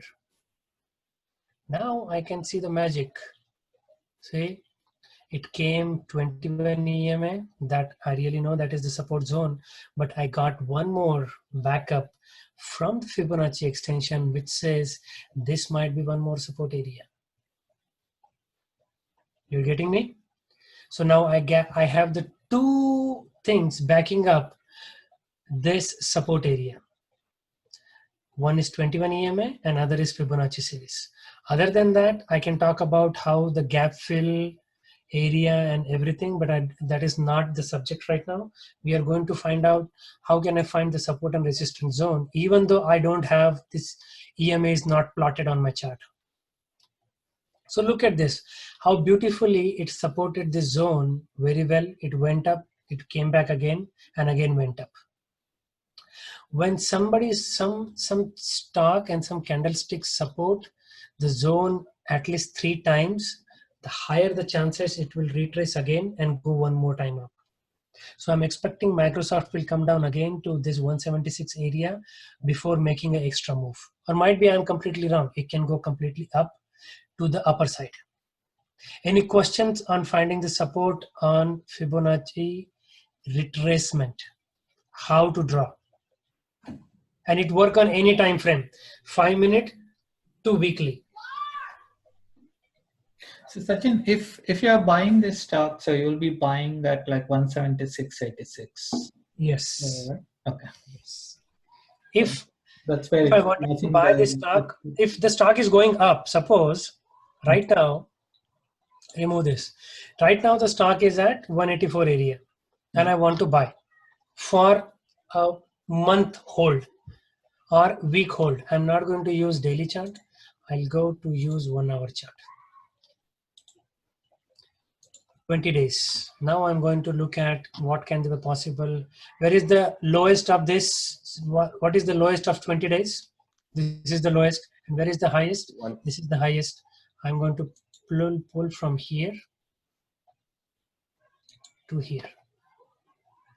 And now look at the 50% supported very well. So you will ask me next question. What zone should I use to enter to the stock, right? Yeah. 20%, 30%, 50%, 60%, 78%, or what? What are my possible zones? So mainly you need to respect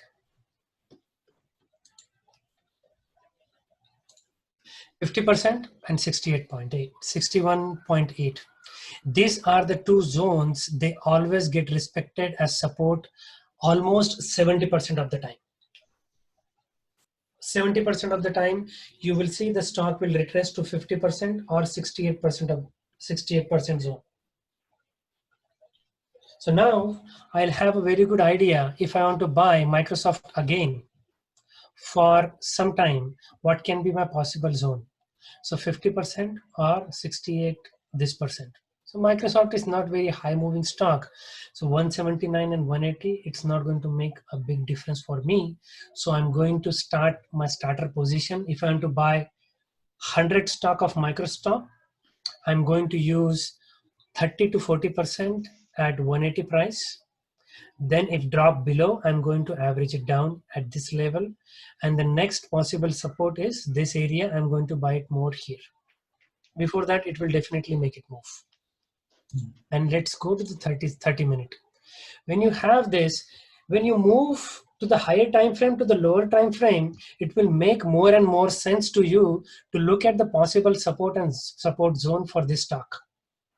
So look at, we started from here to here. So look at this, 50% supported this, one more time, 78% supported this, this was bust, this is also here also supported this 78% really well. So you will find a zone where the stock retrace most of the time, and you will keep your buy order here to get more risk and reward ratio. So you have to be patient. Patience is virtue. So in next few days, I am expecting the stock will retrace to 79 or 76 zone for sure. This is what I think. This is the most, this area is the most used. Any questions on this? How to create the support zone? You are going to draw the line from bottom to top to find the support area. Questions? Just to confirm, Sachin, so when you say low to high, the high can be either the previous days or it can be in the next few days of the lowest point. It can Depend be anything, upon what time zone, what time frame you are looking. If okay. you're looking at daily time frame, so go with here, recent low to recent high. So in daily time frame, recent low is also on March side. It's not that close. So you will get a very good support area. So find here to here. Yeah, just a scenario like if like a few days back, 2 days back, if the high was like say 195, so we should draw till 195, right? Yes, you should draw. Not 2 days before. On this chart, where do you see the high and low? But I mean, hypothetical question. So in case if it is in the right side of the lowest point, the high is right side of the lowest point. Okay. So many people will draw from here. Some people will take this recent low from this side and draw it here. Okay. To get more confirmation. But what I do, I usually go to the recent low and recent high, looking at this particular zone. I can go to Amazon too.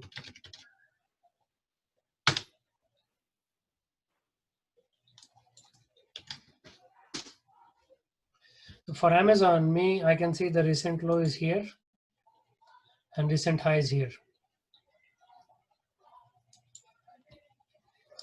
Now, how can you beat, like this is like $2,300 stock. Can you beat this support area? It came till 2330 to 23, only like $17 difference on 23 or $2,500 stock. You cannot beat this kind of stuff. Think about it. If you bought it here, if you bought it around this particular zone here, you would have made $120 on one stock. From when? In like 2 days. In 2 days. $100. So this is the beauty of Fibonacci. It will give you a very good correlation with where stock can retrace. So for finding the support, you will go from top to bottom. Now, how can I find where should I sell the stock? So suppose I bought the stock around this area, and I want to see where I can sell, which area. So I'm going to find the recent low high and recent low. So I'm going to pull from top.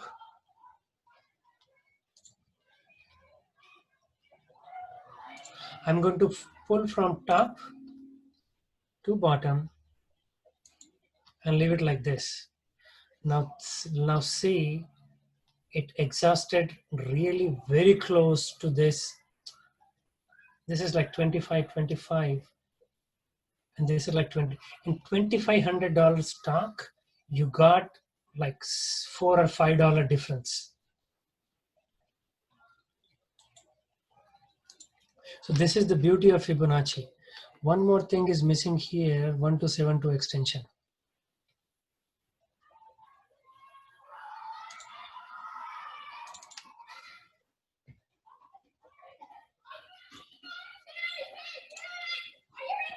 This is also used by, this is the first target, and this is always a second target. So if you bought the stock around this area and you want to take the profit, usually what I do, I take the profit first, I liquidate my position, almost 70% position on 1272, and I keep some runners for 1618. Was the definition from the recent high to recent low? Is that what you dragged on? Yes, recent high to recent low. So this is what I feel. So this is, I took, suppose this is a daily chart. So when you start drawing the Fibonacci, you will completely understand like how the stock, the chart can be drawn. Suppose if you're trading for longer term, so you're going to draw the Fibonacci extension based on where I can take the first trade off. I did not save that.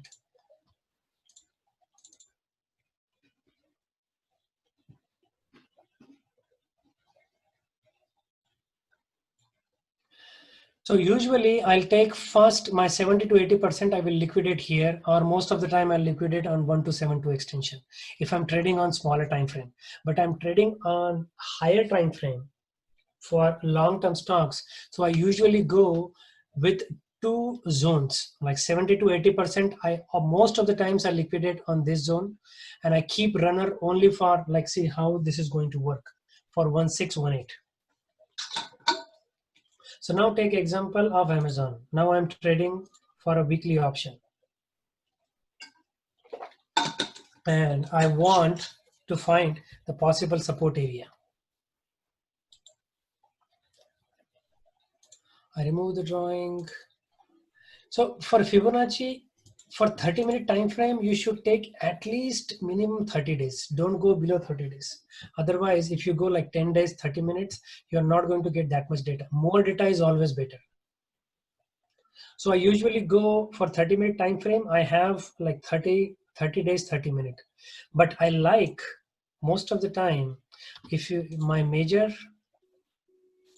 main screen, I go with 90 days, 30 minutes. The more data is always better. I'm a data guy, so I always use 90 days, 30-minute time frame. I don't use 30 days, 30 minutes. But when I'm trading for weekly options, 1 or 2 week, I don't go and try to create the zone from this low. I go mainly in this particular zone. Most of the time you will figure out when you start drawing the Fibonacci extensions and retracement, you will find the most written zone. So I'll go first, I'll see where I can see some extensions or something is working. I draw one zone, then I draw one more zone, then I draw one more zone, Then I draw one more zone.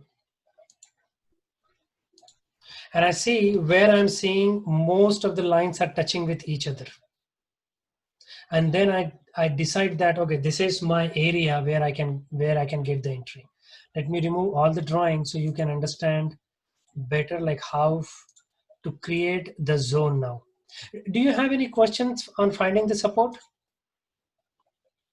So, Sachin, so for the support, you're going to put the previous high to the recent low, right? No. For support, I'm going to find the previous low to previous high. Okay.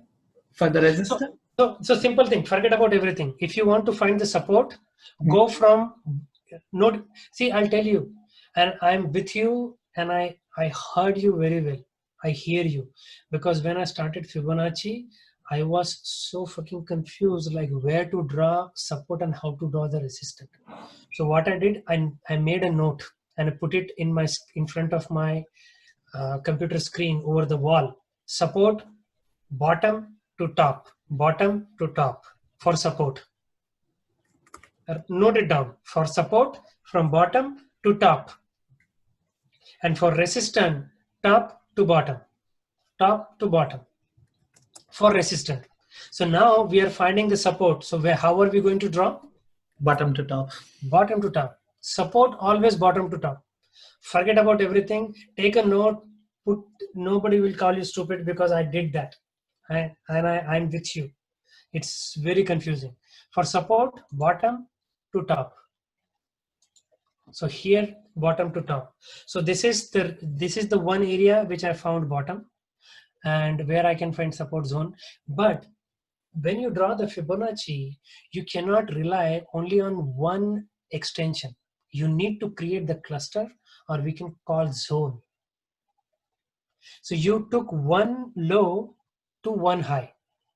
Now, when you create the zone, you have to find the multiple lows, but your high will be always one. This is the one area. I'm not going to change this, but I'm going to change this particular areas. And I see where I can find where I can find the cluster or zone is getting set up. So this is the one I created. Now where is one more low I can see? Oh, I can see this low. I'm going to pull it here, but my top will be same, but my bottom is going to change. So this one I picked one more. Can I see any cluster is forming here? No cluster.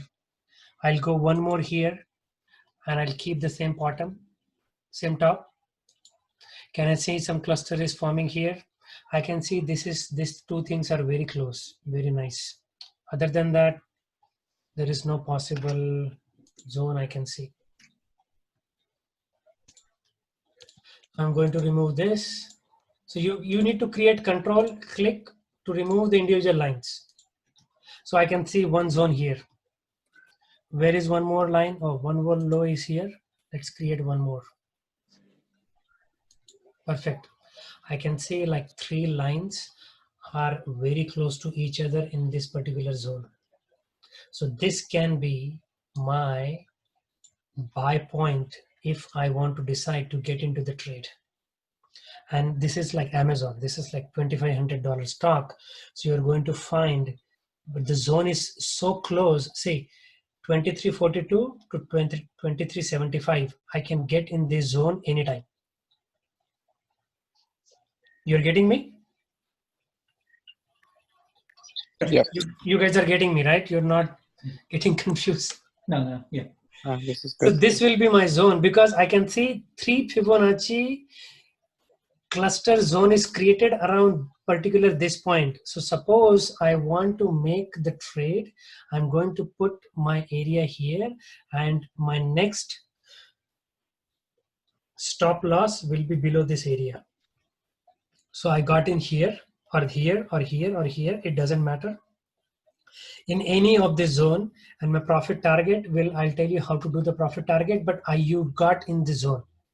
So whenever you want, I've seen a lot of people, so many people, like they create the Fibonacci extension, but that is like, That is like nonsense. When you don't have, you cannot go with only one Fibonacci retracement and say this is a support area. Unless you are not going to find the cluster, you cannot create a Fibonacci perfect support area. You are with me now? Support from bottom to top, bottom to top. How can I create a possible support zone for any big stock? Get 90 days, 30 minutes.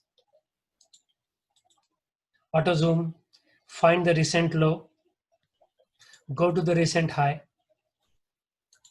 Then again find some more zone. Okay, this is the low. Go to the recent high. This is also low. Go to the recent high. This is also low. Go to the recent high and see where are you seeing the cluster is getting from, and use that cluster for your possible support area where you can get in. So this area which I found in this 3 profit target, I can get in very well, or I can get in this area. But this is like $2,500 stock. The probability to move from 24 to 22 is pretty less. So I can go around this area where I can get in Amazon. But if I have to go to Apple,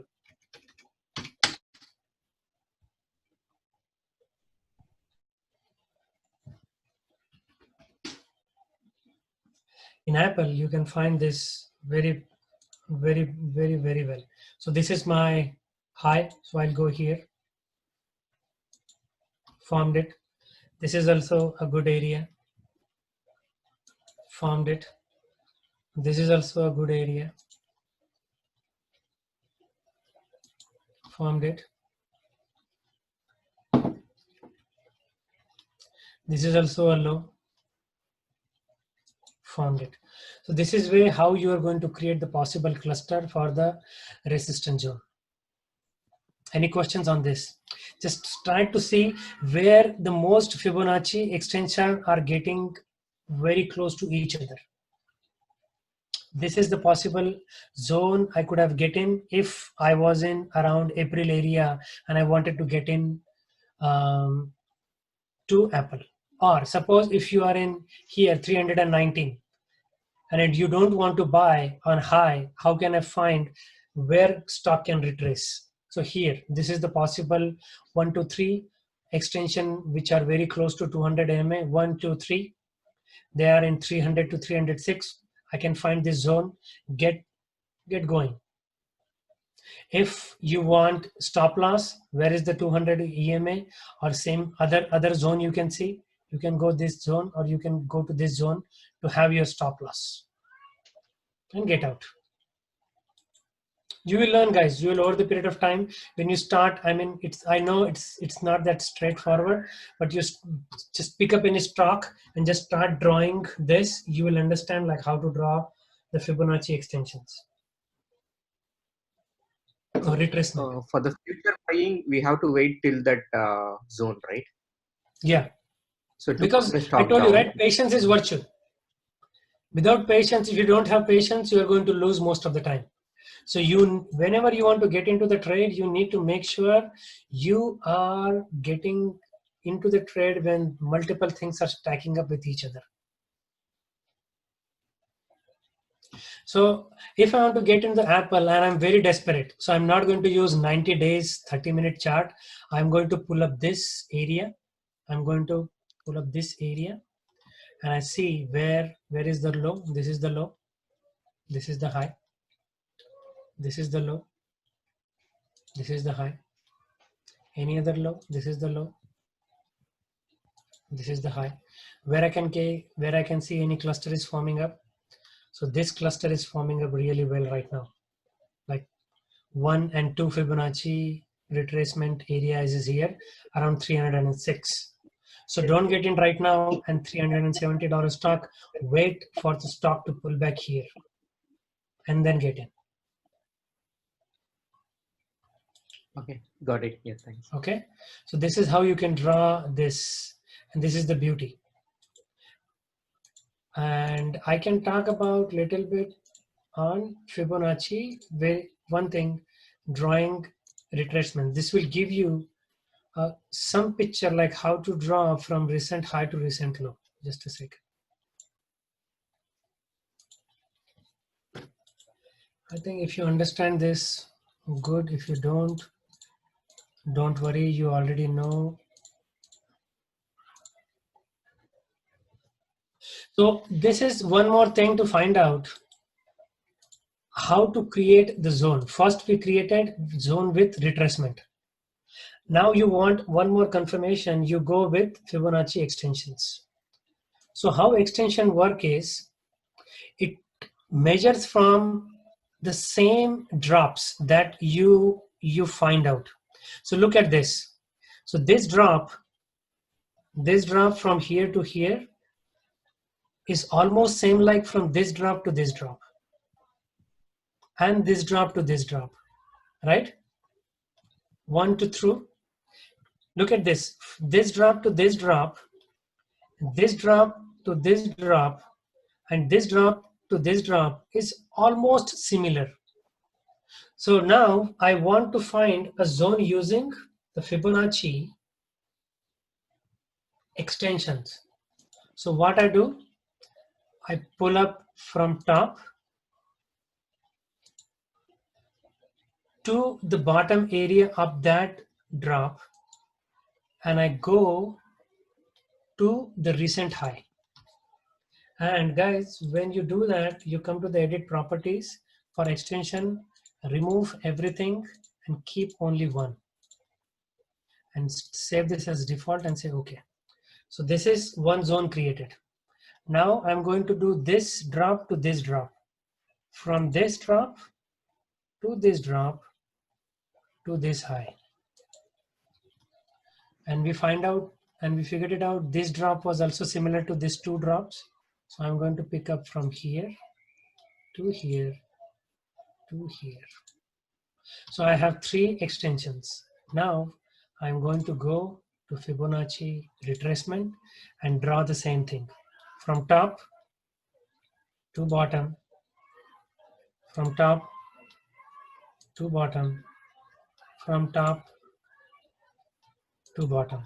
Now see where the zone is getting created.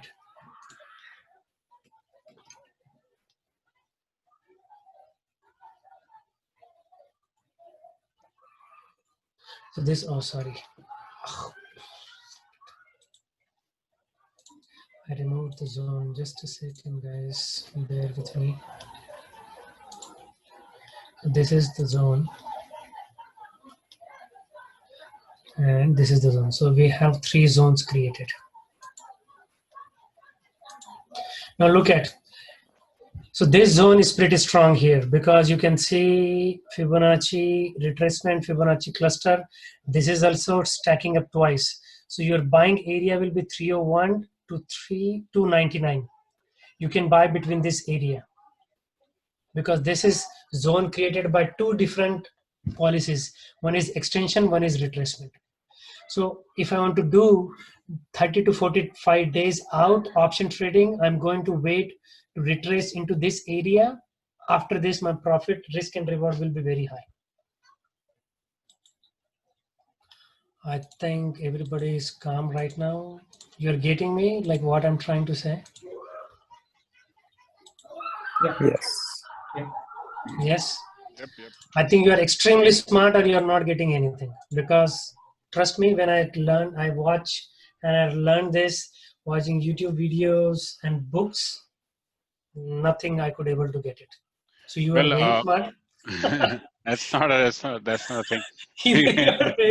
either you are very smart or either you are very dumb. You don't know anything. The thing is, we have used the Fibonacci, but just one Fibonacci. Multiple Fibonacci to find the resistance. Yeah, don't use multiple Fibonacci thing. Sachin? Yeah. Yeah, can you show one more time, like for same thing, resistance levels, how to create Fibonacci? Then I think. Okay. So we'll draw one more time and then we'll take and we'll bail off. So what do you want me to draw? Tell me, I'll draw. And any chart, tell me any stock. Roku, can you check Roku for resistance level? Okay. Let's check Roku. Or do you want to do option for 30 to 45 days out? Yeah. Okay. What do you want to find out? Support zone? Resistance and support both. I think just I want to understand both. Okay. So let's draw a Fibonacci extension first. Where is my recent high? This is recent low. And I told you 50% and 61.8. This is the most possible area where stock will retrace most of the time. Most of the time. Okay. And this is where algo uses most. So this is one we draw from here where I can see one recent low. I'm not going to pick up this because this is very close to this. This is one more drop. So I'll pick up this and I go here. Any other low I can see? Yeah, this is one more drop I can see, which is interesting. And I draw it here. And I keep it like this. So this is done. Where you can see the support area like this. It is forming up very nicely. There are two zones and this two also is there. So I'm going to remove everything else.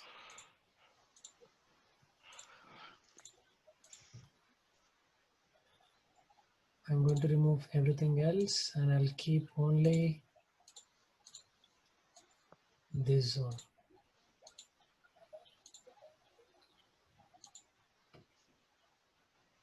So Roku can retrace from this area. This is already retracement is already started.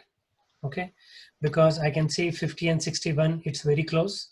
Or this is 50% area. This is also very close and this is also stacking up 2 times. So now I want to get in. How can I get in? So this is 30-minute time frame. I'll go to the lower time frame, 5-day 5 minutes. And where I can see how can I get in? Where 921 is crossing to the upper side and it is taking the recent high.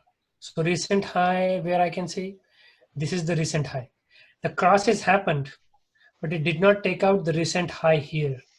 So I'm going to wait to get into the trade until this crosses 110. Now I want to find what is the possible support resistant area. So I'll create from top to bottom. I created one zone. I created second zone. So this area is stacking up very nicely. So if I want to get in, I'll get in around 110 if it crosses this zone with 921 crossover is still there. And I'll get out around 113 to 115 area for a day trading or weekly out. If I want to hold it for longer time, then I'm going to come to 30-minute time zone and I'm going to find the support resistant area here, pulling up possible support and resistant area from here to here. Wherever the zones are getting created, those are my possible exit points. And who was that? Yeah, this is Vicky. Hey, so I can sync up with you later and I'll tell you how and give you the possible support and resistance zone. Just ping me on WhatsApp or Discord, whatever you are available. Yeah, sure. Okay. Thank you. Yes. So this is what I think. I'll get in only when this is going to cross 110. I'm going to get out around 115 area for $5 move. Thank you. I think I understand something at least. Okay. I know this is not a straightforward thing. I think we'll understand more when we. I hope you got something out of it. Or might be you can go and play with the chart and find out how. So So guys, one more thing. Don't use only one retracement and say, oh, I found something. This is a magic. It's not going to work unless you create the zone. This is what most of the people miss in the Fibonacci stuff. That is good, Sachin. Actually, until now, right, we tried only one. Exactly. But you need to create the zone. And might be people might have seen, like I'm sharing the chart and you can see only one Fibonacci extension retracement, but I did not do that I did not only share with you only one. I did create a multiple zone and I shared the possible support and resistant area for you guys. After that only I shared the chart. I think we will bail off now. It's like participants dropped from 50 to 25. but I really appreciate whoever is here. I don't know how many people are here. Thank you guys. I really appreciate. Sachin is there. Okay, and this is me.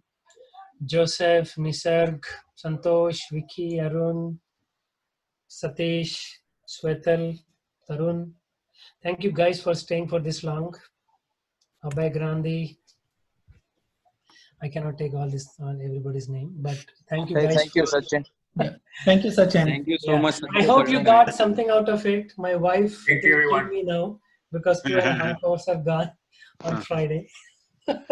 We get only Friday and Saturday because she also work. So this is our like sync up time. Like, what did you do? What did I do? So Sachin, can you share the material where you learned from? This is like over already, he already said in the beginning of the explanation. It's like book, right? But I don't like reading books. I like YouTube videos. Yeah, you The repeat videos this are there. video. A lot of videos are there on Fibonacci. See where you can get something out of it. But I'm telling you, this is stock market. You are not going to make money until you invest your time. If you don't invest your time, you are just burning your money and time. There is nothing is going to happen. Spend at least 2 to 3 years understanding like how you can make the consistent income. After that only you are going to make consistent income. Otherwise, it's trading here and there, one win here, one loss here. You're not going to do anything. You are going to retire learning nothing. I want to retire at the age of 45. After like 5, 7, 8 years, I want to get it retired and I just want to do trading. I want to retire by 29, so I have one more year. Now, I'm very close to 40. I'm only 3 to 4 years. I want to touch 40 in like 4 years. Might be 3.5. The thing I learned is that even the patterns and the lines and the items, but even though some news come up and it broke your predictions. Yes, that is right. It will break everything. It will break your heart. It will break your money. But the thing is, so don't, one more thing guys, and this is what I've seen for most of the people. I'll give you one advice. So you are trading because you have a full-time job. So don't negotiate leaving your job aside and do the trading because you're not going to earn anything. You're not going to make money in trading and you will fall behind on your work. Your work comes first and trading is later. Do the trading on your part-time job until you become you are learning something and making consistent income. Don't sacrifice your job to do the trading. I've seen so many people are just leaving and they're not focusing on their job because they want to do the trading. They are losing on the trading and they are also not focusing on their job. You need to involve yourself continuously. You're trading because you are getting money from your job. So focus on your job first. And I'm saying because I'm a manager, I manage almost 20 guys. So focus on your job first. Okay, good. So I'll bail off. Thank you guys. We'll see you soon. Thanks a lot, Sachin, for putting all this energy. Yeah, No Sachin, problem, Akshit. man. Okay, let me go and talk to my wife first. Okay. Bye. Thank you. Bye-bye. Thank you. Thank you, Sachin and Pariksit. Thank you so much.